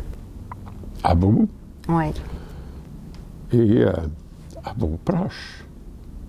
Hein? Puis votre vie de famille, c'est pas juste des paroles en l'air, on pose des gestes, là. Vous savez? On s'engage. On s'engage. Oui. Et on agit. Pas juste s'engager, là. C'est même pas assez. Mais on agit. Et on offre la formation. Et là, je pense que, vous savez, on met beaucoup d'argent avec des programmes pour stimuler le personnel. Oui, comme vous le dites tantôt, les bonis. Oui, et encore là, ce qu'on demande à nos employés, c'est la performance. La performance. Le chiffre d'affaires à la fin de l'année. Puis, Mais un employé qui se sent apprécié, un travailleur qui se sent apprécié, estimé, il est plus heureux, il travaille mieux. C'est gagnant. Tout à fait. Tout à fait. Vous parliez tantôt le Québec était la province la mieux équipée pour, en termes de services offerts. Quelqu'un qui nous écoute aujourd'hui qui voudrait dire, ben moi, là, oui, j'ai le goût de m'impliquer, j'ai le goût de faire ma part pour faire changer les choses. Qu'est-ce qu'il pourrait faire? Est-ce qu'il y a un organisme quelconque? Oui, il y a un réseau de centres de prévention du suicide. Il y a l'Association québécoise de prévention du suicide qui fait tout pour sensibiliser le public à l'importance de la prévention et des effets que donne la prévention. L'association a affiché, l'association, l'OQPS, a affiché une déclaration que les gens à laquelle les gens peuvent souscrire, disant le suicide est un problème de santé, de société, un problème majeur. Et on peut se renseigner, on peut prendre des moyens, et ça fait toute la différence. Et ils ont affiché une pétition, une déclaration. Oui, puis on voit le lien, là, oui, on voit le lien en bas de l'écran, tout à fait. Et savez-vous, il y a 49 392, je pense, personnes qui ont signé la pétition, la déclaration, hein, qu'à l'effet, le suicide n'est pas une option. Et je m'engage, moi. On indique notre nom, on donne notre courriel, puis on pèse sur le bouton. Puis, ils peuvent aussi suivre la formation Sentinelle. Ils peuvent suivre la formation Sentinelle. Quand leur... parce qu'on parle souvent... Le patron, oui. Non, je vous interromps parce qu'on parle souvent du RCR en entreprise. Hein? Oui. À quel point c'est important que tout le monde ait cette formation-là pour sauver des vies. Et ça l'est. Et ça l'est. Puis on le comprend. Mais le projet Sentinelle est une forme de RCR aussi. Absolument, absolument, absolument. Et ça change tout. Écoutez, on parle de Sentinelle. À l'Institut universitaire santé mentale, ici à Québec, l'hôpital dédié à la santé mentale, autrefois Robert Girard, là, hein, le plus vieux au Québec, OK? Sur une période de 2 ans, à un moment donné, ils ont vécu une situation absolument terrible. Ils ont eu 6 ou 8 suicides, 6 suicides en 2 ans. Okay? Mais pas chez les bénéficiaires, chez le personnel. Parmi 1200 à peu près personnels. C'est énorme. Alors, qu'est-ce qu'ils ont fait? Le Centre de prévention du suicide de Québec leur a offert de former des sentinelles au sein de leur personnel. D'abord, le programme d'aide aux employés a été contacté. Ils ont dit oui, on est d'accord. Le syndicat, la même chose, et la direction, la même chose. Tout le monde s'est mis ensemble. Je suis allé à 2 reprises. On a eu une réunion des employés, du personnel, et pour les sensibiliser à l'importance de la démarche et au programme. Ils ont eu 60 personnes parmi leur personnel qui sont devenus sentinelles. Ils se promènent sur leur macaron, là, hein, avec un petit S. Vous pouvez me parler. J'ai été formé, je sais comment écouter, avec compassion, sans juger. Hein? Et savez-vous, ça fait 6, 7, 8 ans de ça. Il n'y a pas eu, à ma connaissance, un seul suicide dans le même groupe. Depuis. C'est un besoin, là. Non, mais ça donne des résultats incroyables. Incroyables. Ça vaut la peine. C'est ça qui est doublement tragique à propos du suicide. Les résultats sont là. Sont là. Qu'est-ce que fait un sentinelle? Un sentinelle ne devient pas un intervenant, là. C'est pas ça. Un sentinelle, il écoute, il sait comment écouter, il connaît le danger, il dit « ça doit être difficile, aimerais-tu m'en parler? » Puis il écoute. Puis il peut détecter aussi. Sans juger. Ouais. Et au cas de doute, il va dire, écoute là, moi je suis un ami, je suis un collègue. Je ne suis pas un intervenant, mais je sais où aller. Je sais où aller pour obtenir de l'aide. On a eu un vieux schnock de juge là, qui est venu nous parler. Hein? Puis je sais où appeler. Hein? Ouais. On a un numéro, là, je pense que... Oui, on le voit à l'écran présentement. On le voit à l'écran, oui. Hein? 1-866 appel. Donc, on peut appeler le numéro. Ce numéro-là, c'est une ligne d'intervention partout au Québec. Et le Centre de prévention du suicide local va répondre. Il y a quelqu'un au bout du fil 24 heures par jour, 7 jours semaine. Pas pour faire une thérapie, pour écouter et pour nous guider.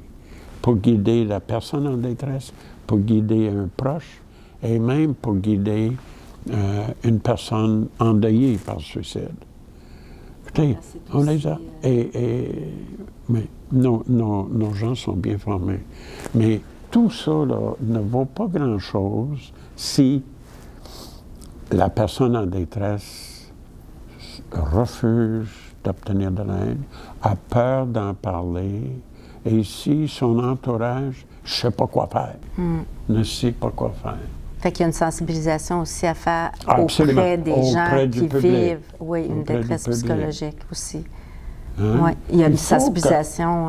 Puis, remarquez, là, regardez, je ne vais pas vous assommer avec mes propos, mais pensez-y, là, la violence conjugale. Quand j'ai été nommé juge, là, fin des années 80, là, la violence conjugale, il n'y avait pas grand-chose. On faisait de la formation auprès des juges. La littérature nous disait qu'une femme battue, elle se fait battre 35 fois avant d'appeler la police. Quand elle appelait la police, qu'est-ce que la police faisait? Je lui demandais, « C'est arrivé où, ça, madame? » « Chez moi. »« Chez vous? » « Bien, chez vous, madame, c'est privé. » On ne va pas là. On ne va pas là. Et quand la police faisait une enquête, puis le prenait, les avocats de la couronne n'étaient pas sensibilisés comme ils le sont aujourd'hui. Et les juges non plus. Alors, tout ça a changé. Regardez l'ivresse au volant. On n'a pas éliminé la violence conjugale, ni l'ivresse au volant, mais on a fait des grands bouts de chemin. Regardez l'abus chez les enfants. Vous savez? Alors, moi, on ne me fera pas à croire qu'il n'y a rien à faire, puis que c'est peine perdue, puis qu'on ne peut pas changer les choses. On peut. Ce serait quoi, selon vous, là, les objectifs qu'on peut se donner, des objectifs réalisables pour contrer ou diminuer le taux de suicide au Québec? Bien, écoutez, d'abord, on peut s'engager, hein? OK? Et en s'engageant en grand nombre, là, le gouvernement et tout le monde pourrait embarquer. Ça peut devenir contagieux. Tout à fait. Hein? Les mauvaises choses sont contagieuses, des fois, les maladies, mais les bonnes choses aussi sont contagieuses. Ça peut stimuler une action. OK? Et ça change tout quand ça se fait. On peut suivre une formation. On peut demander à notre patron, notre hôpital, notre école, créer donc un programme de sentinelle. Remarquez, les cégeps au Québec, hein, ils ont fait un travail extraordinaire parce qu'ils ont donné une formation de sentinelle auprès des profs, auprès des travailleurs de corridor, auprès des gens qui faisaient le ménage, auprès des entraîneurs en sport, etc. Et ils ont diminué le taux de suicide chez les jeunes, hein, de manière, ils l'ont coupé en 2. Au Québec. Vous disiez tantôt, il y en a 4 par jour. Il y en a déjà eu 5 par jour. OK? Au Québec. Fait que ça fonctionne. Jour. Oui, il y en a eu 4 et maintenant, il y en a 3. Mais au cours des 10 dernières années, hein, il y en a combien? Les 10 dernières années au Québec, 13 396 personnes se sont enlevées la vie. Ça, là, 13 000, c'est plus que la population totale d'une ville comme Montmagny. On est à Québec, là, on n'est pas loin de Montmagny, on sait c'est quoi, là. Hein? Pas une seule personne resterait, là. Hein? On dit aussi que ces suicides-là laissent un quart de million d'endeuillés, des proches, des amis, des collègues de travail. Ça n'a aucun sens. Et ça touche toutes les régions. Ça touche des pères, des mères, des enfants, fils, souvent. des filles. Ça touche des amis, des voisins, des collègues de travail. Écoutez, puis c'est incompréhensible qu'on ait à notre portée la solution. Si on avait un vaccin de crime, on hurlerait pour qu'elle soit administrée. Mais on l'a, le vaccin, en matière de prévention du suicide. Un vaccin humain. Un vaccin humain. Tout à fait. Ça existe. Qu'est-ce qu'on attend? En terminant, M. Shane, si vous aviez un message à adresser aux gens qui nous écoutent en ce moment, nos vétérans, par exemple, Oui. qui ont peut-être déjà inscrit une date à leur calendrier, qu'est-ce que vous souhaiteriez leur dire? Je pense qu'il faut consulter. Hein? Et demander de l'aide, là, c'est fort. C'est pas un signe de faiblesse. Hein? Alors, les ressources existent, c'est d'en profiter. Hein? Vraiment, là. C'est comme si on se disait, comme militaire, là, hein, la formation est là, puis l'armée sait comment former, connaît l'importance de former. On n'envoie pas le monde au combat sans les avoir entraînés. Hein? Donc, ça serait comme aller au combat ou être dans le combat sans profiter ou utiliser l'entraînement qu'on a reçu. Et en matière de suicide, là, on est dans un combat.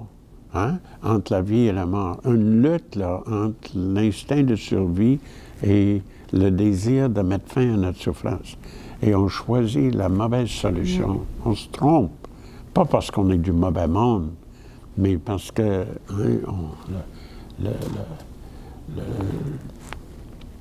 à cause de préjugés, et parce qu'on attend trop aussi. Oui. Vous savez, il y a l'intervention précoce, là. C'est ça, là, le meilleur remède. Hein? Il ne faut pas attendre, comme vous dites, d'avoir touché le bas, là. Non. Il y en a qui disent qu'il faut attendre d'être au fond du baril là, pour remonter. Savez-vous, notre voiture, vous avez une voiture comme moi, là, hein? Qu'est-ce que vous faites quand votre voiture fait ding, ding, ding? Hein? On s'en va chez le mécanicien, le garage, puis ça presse. On n'attend pas. On y va le jour même ou l'après-midi, le lendemain. Hein? Est-ce que ça veut dire qu'on s'occupe plus de notre tôle hein, que de notre corps? Notre vie est précieuse. Il n'y a pas de prix pour la vie. Ça ne s'achète pas. Puis, moi, je sais aussi par expérience qu'à la suite d'une épreuve atroce et assommante, même là, la vie peut être belle. Pas parce que l'épreuve est belle. Le suicide est beau. Il n'y a rien de beau dans le suicide. Hein? Mais la vie peut être merveilleuse. Je le sais. Et j'ai vu des tonnes de gens qui sont là pour le dire aussi. Monsieur Shane, merci encore de nous avoir accordé cette entrevue. C'est moi qui vous remercie. Puis continuez votre bon travail. Merci.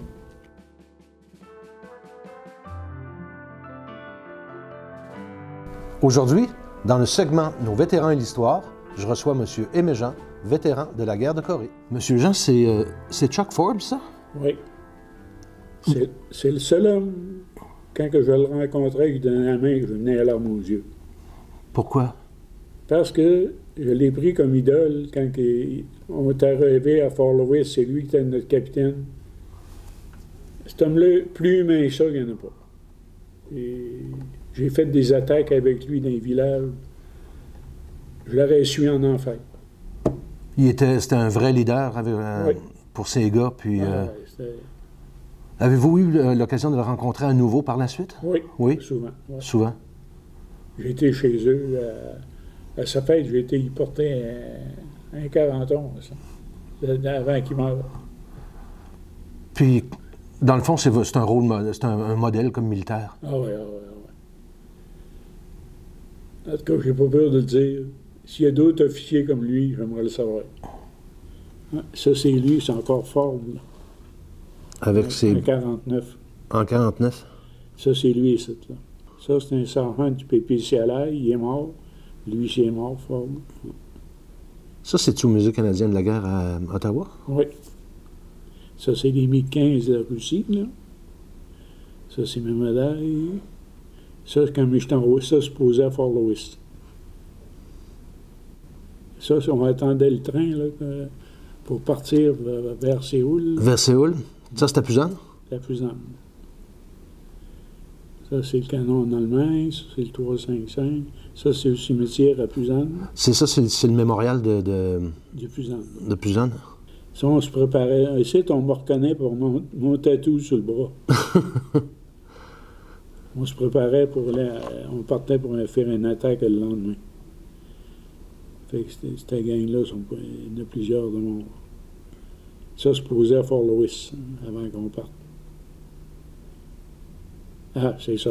On était bien habillés. Tout privé. Hey, ça, c'est effrayant. On était habillés comme des vrais bombes, c'est vrai. Ça, c'est Somerville. Les cantins du lac Saint-Jean sont tous morts là. Sont tous morts en Corée? Non. Non? Ils sont morts après. Après? Ça, c'est une dompe à munitions après qu'il y a eu la bataille du 355. Ça, comment on était couchés sur Et le on t'a dit, OK. 15 jours comme ça. Ça, c'est quand on arrivait à Pusan, là. Ça allait le 355. Ah, c'est ça le 355. Nous autres, on était sur le 355 pour les fêtes 51, Noël 51. On l'a remplacé, les Anglais. Parce que quand ils disent le 22 sur la bataille 355, il n'y avait pas un 22 sur le 355. Il n'y avait pas de 22 sur le 355? C'est ça que le monde. Il y en a plusieurs qui ne savent pas. Ils disent le 22 était sur la bataille 355. Il n'était pas sur le 355, c'était les Américains. Le 22 était dans la vallée, entre les Chinois et le 355. OK. Parce qu'il y avait d'autres montagnes, je pense. Hein? Oui, comme moi, j'étais sur le 210. 210, il y avait le... 227, les Chinois qui étaient dessus. OK.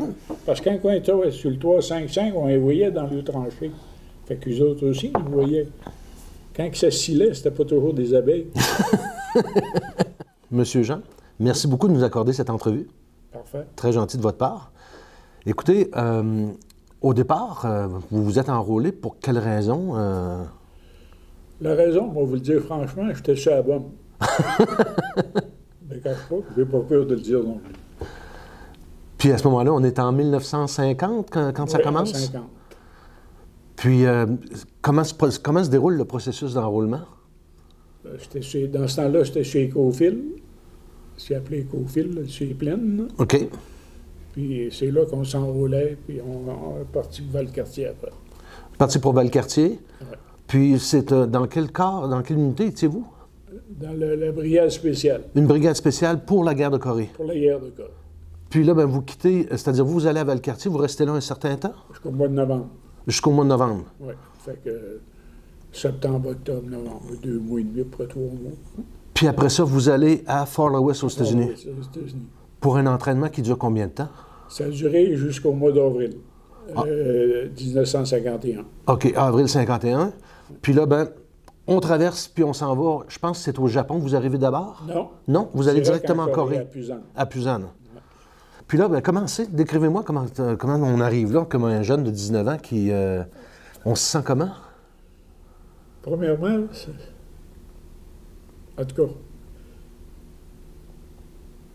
on n'est pas coutumé dans ces territoires-là. En tout cas, ça sentait le yacht. OK. Puis c'était pas très, très riche, hein, la Corée. Non, c'était Corée, puis t'es en temps de guerre. Là. Fait que, là, c'est les autorités, notre colonel, qui a été reçu par le maire de la place. Vous, c'est qui dirigeait? C'est-tu Dextraz? OK. Kid 28. Kid 28? Pourquoi Kid 28? Parce que lui, que vous ayez tué ou volé ou part d'une pelle, c'était 28 jours de détention. OK. La discipline, comme on dit, là, peu importe, là, ça marchait par là. Ça marchait par là. Fait que là, vous arrivez à Pusan. Oui. Puis, est-ce que vous vous dirigez vers le théâtre des opérations tout de suite? Non. Non? On était là jusqu'à la fin de mai. OK. l'entraînement, là, le tir, puis là, les montagnes, puis tout, s'entraîner à la chaleur du pays. Parce que c'est très montagneux, ce pays-là. Hein? Oui, à Caroline.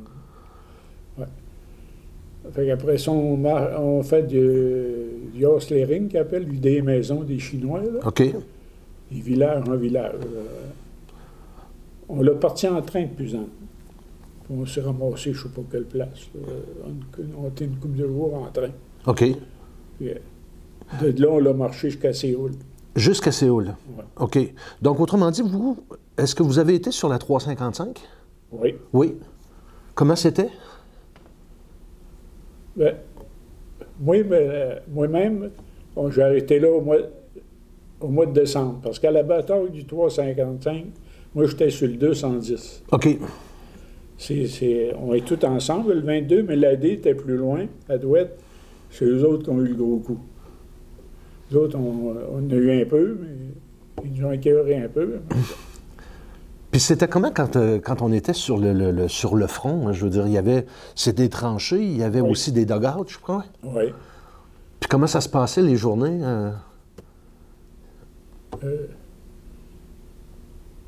C'est là que j'ai appris à jouer à Dame de pique. OK. Parce que dans le fond, vous aviez un genre de... des tours de garde. Des tours de garde? C'était plutôt la nuit, les patrouilles. OK. Parce que le jour, on ne faisait pas de patrouille. C'était plutôt la nuit. Fait que... Puis c'était des conditions qui n'étaient pas faciles, j'imagine, d'un tranché? Non. Je reviens au 210, qu'on parlait de la neige tantôt. Oui, c'est ça. L'attaque du 355, d'autres, on l'a arrivé là dans la nuit, c'est le 210. Fait que, manque de connaissances, les couvertes étaient mouillées, puis tout, on a juste une couverte par homme, puis un pancho. On n'a pas d'autre chose pour couper.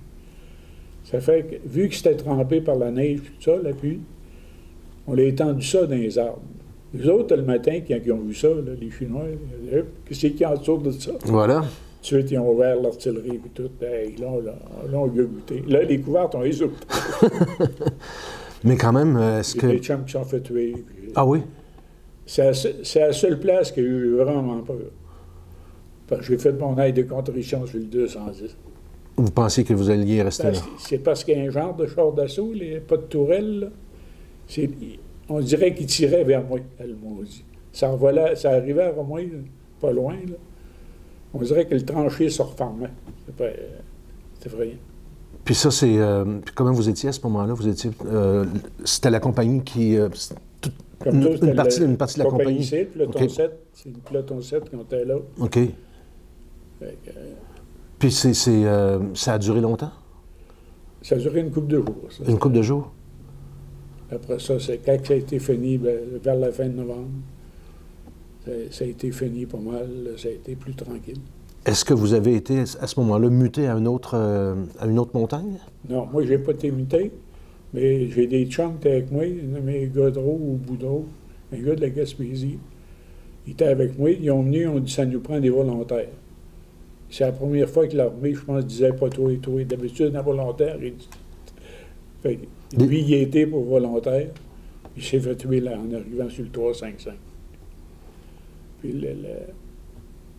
le matin du 210, je reviens au 210, j'ai perdu Dallaire, j'ai perdu une coupe. Dallaire, je me souviens encore comment il était habillé et comment il était. Quand on voit ça, on se demande un peu qu'est-ce qu'on fait là? Oui. On s'ennuie de notre main. J'imagine.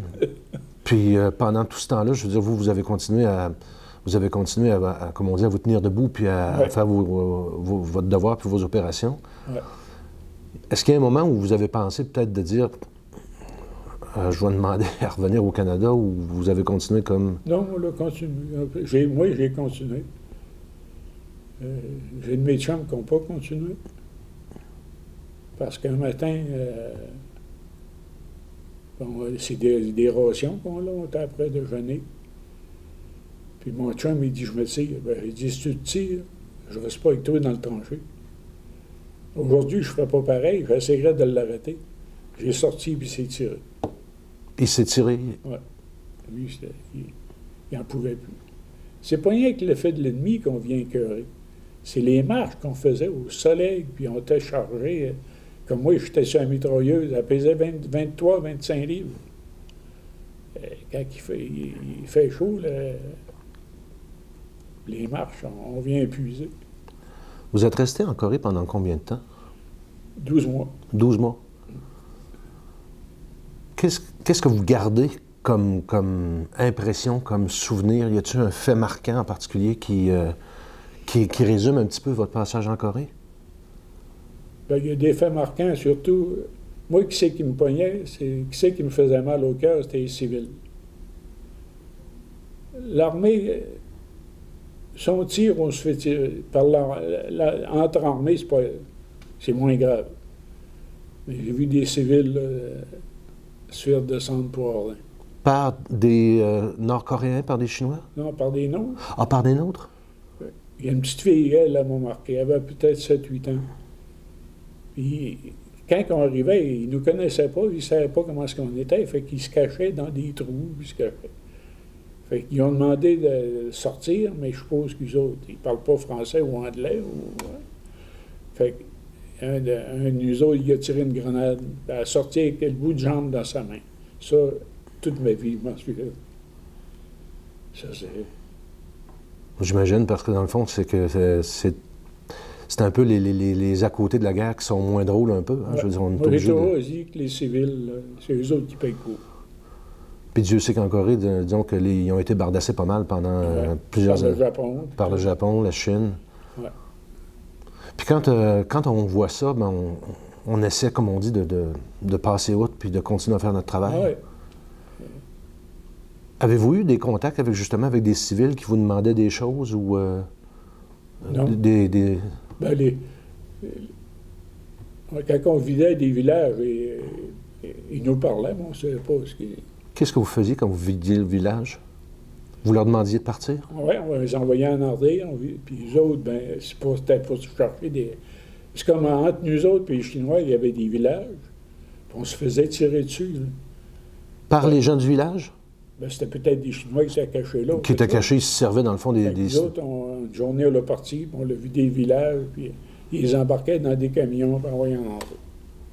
Il y avait des camps de concentration, quelque chose. Des prisons? Des prisons. Est-ce qu'il y a est-ce que de vos collègues, vos confrères qui ont été faits prisonniers? Oui. Les avez-vous revus après la guerre? Oui, j'ai revu, mais il voulait rien savoir de nous autres. Vous Parce que lui avait dans son idée qu'on l'avait laissé là. Qui avait été abandonné? Il a été abandonné, puis c'est pas vrai.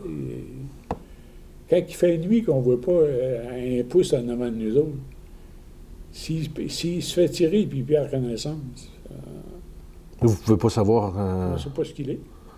Puis là, bien évidemment, les trous... On ne peut pas rester là non plus. Parce que, dans le fond, c'est dangereux. Ah oui. Parce que quand vous patrouillez de nuit. Oui. C'est comme d'un coup, on est parti 3, moi, New York, puis New York. Puis on a eu un contact, parce que eux autres aussi faisaient des patrouilles dans No Man's Land, qu'ils appellent. Fait qu'on on a rencontrés. À la fin du compte, il en restait un Chinois, ou un Coréen, je ne sais pas qui, de l'autre race. Puis il s'est levé. Mais moi, j'étais le plus gros des trois, je pesais 145 livres. Je pesais 100 livres de moins que je pesais. Fait que... Donc ça... Vous ne l'emmenez pas dans ce temps-là? Non. Lui, ça vient de finir pour lui. Oui, parce que c'était lui ou vous, hein? Ah oui. Puis souvent, quand on faisait des patrouilles comme ça, je veux dire, on était évidemment tout le temps sur notre garde parce que il pouvait arriver, il pouvait surgir de n'importe où. Ça guette des nerfs, hein? Puis j'imagine qu'il y en a un qui restait debout, l'autre dormait un petit peu. Pas ces patrouilles. Pas ces patrouilles. Non. Dans les tranchées. On allait là, contacter avec la ROC armée, qu'ils appellent. Puis on revirait de bord, on s'en revenait. Normalement, on rencontrait personne. Si on rencontre, ben, c'est les premiers qui tirent. Puis c'était... C'est nous autres ou eux autres. Les premiers qui voient l'autre. Quand on revient par après d'une patrouille, on est comme fatigué un petit peu, hein? On est content d'être en vie encore. Parce que moi, je demandais toujours de ne pas être blessé sur une patrouille. Vous avez jamais été blessé? Non. Parce que t'es blessé, tu cours des chances de rester là. Oui, ou d'être fait prisonnier. C'est ça. Est-ce que tout le monde, quand on vit comme ça pendant 12 mois, est-ce que on se fait une autre image de l'armée?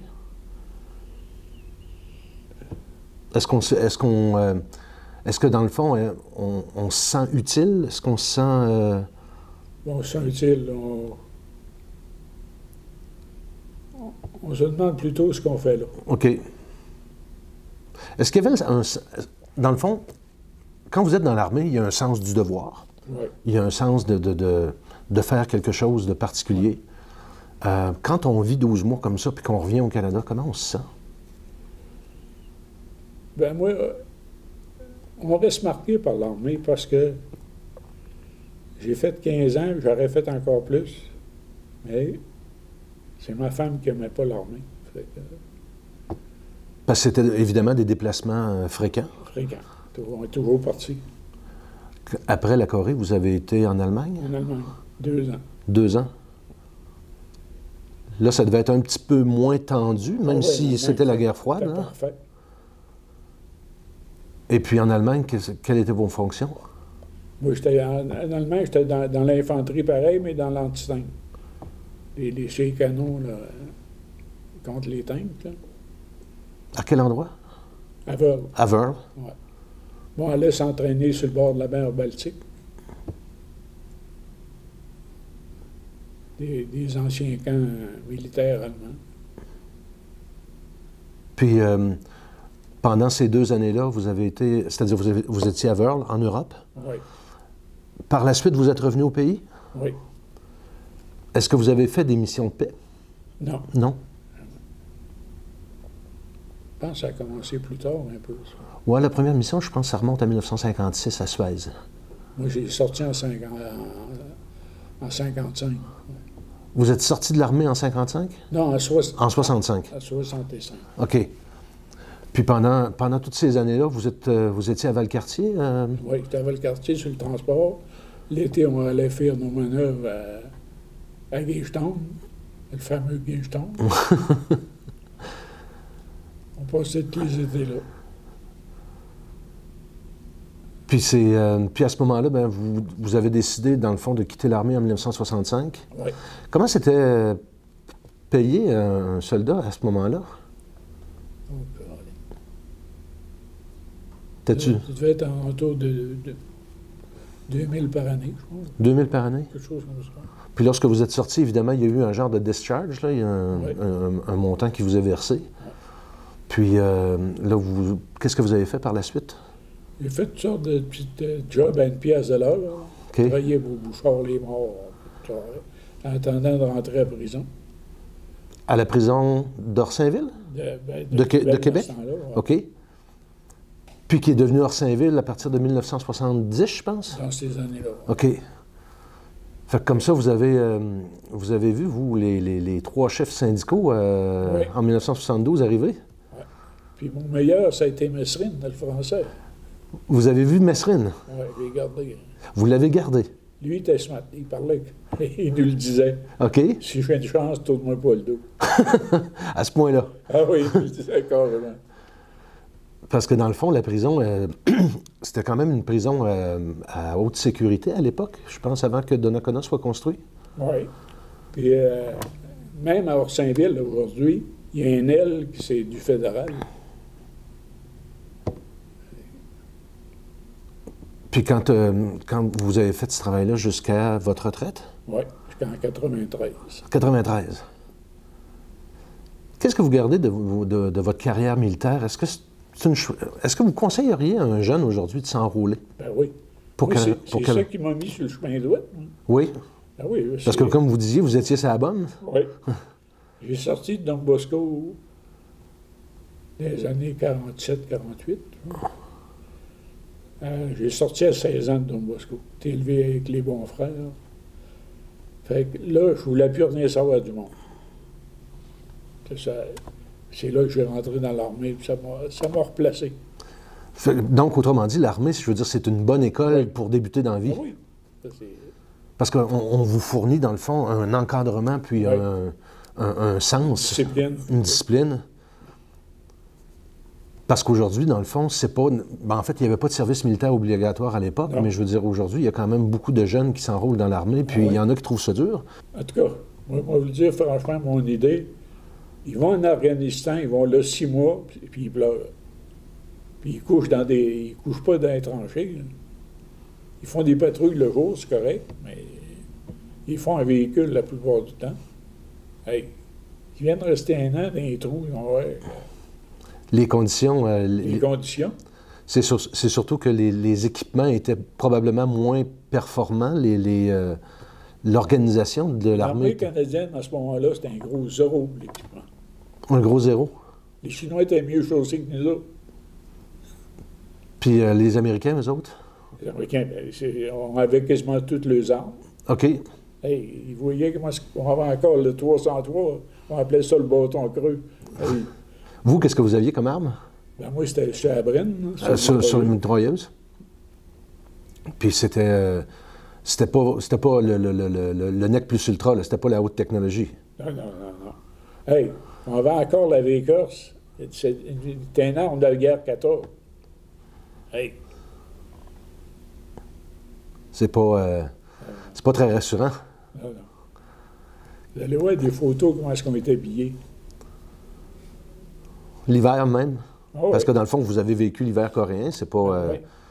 C'est Hey, pas... ils nous ont donné ils disaient des bottes de bûcheron, là. Aujourd'hui, on voit ça, il y a un gros feu dedans. Là, il n'y avait pas de feu à rien. Hey, on voulait dans ça comme ça.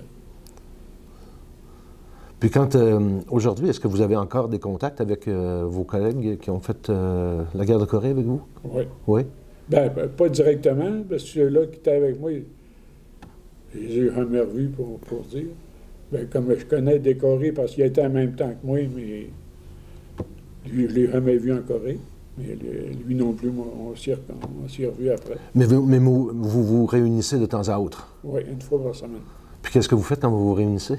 Bon, on s'agace l'un et l'autre. Est-ce qu'on vous invite des fois pour des conférences ou des... Oui. oui? C'est quoi la question qu'on vous pose le plus souvent comme question? Comment est-ce qu'on trouve ça? Si- Mais quand on fait l'armée, on reste marqué de l'armée. Dans le bon comme dans le mauvais sens? C'est-à-dire qu'on a Ouais. des bons souvenirs, puis on Oh, a oui, des... des bons souvenirs et des mauvais souvenirs. Le meilleur souvenir que vous gardez de l'armée, c'est? Meilleur souvenir, c'est le 19 d'avril au matin en 52. Je partais de la ligne de feu pour m'en venir au Canada. Là, à ce moment-là, votre travail était fait. Ouais. Puis vous pouviez dire mission accomplie. Yard était avec moi dans le même trou, puis quand j'ai parti, il avait larmes aux yeux. Parce que, veut ou veut pas, vous vivez des 3-4 mois, 1 an avec le même gars. Il y a des attachements, il y a des Il y a des liens qui se créent. hein, les misères qu'on passe, puis tout. Puis le huard en question, est-ce que vous Lui, l'avez... parce qu'il avait arrivé après nous autres, il faut qu'il fasse son année. C'est pour ça qu'il restait là. L'avez-vous revu par la suite? Je l'ai revu une fois à Valcartier. Après ça, je l'ai jamais revu. Puis quand vous repensez à ces années-là, vous vous dites, dans le fond, il y a des choses que j'ai vécues là que j'aurais jamais vécues ailleurs. Ouais. Ben, Monsieur Jean, ça a été un plaisir de vous recevoir. Merci beaucoup. Merci beaucoup.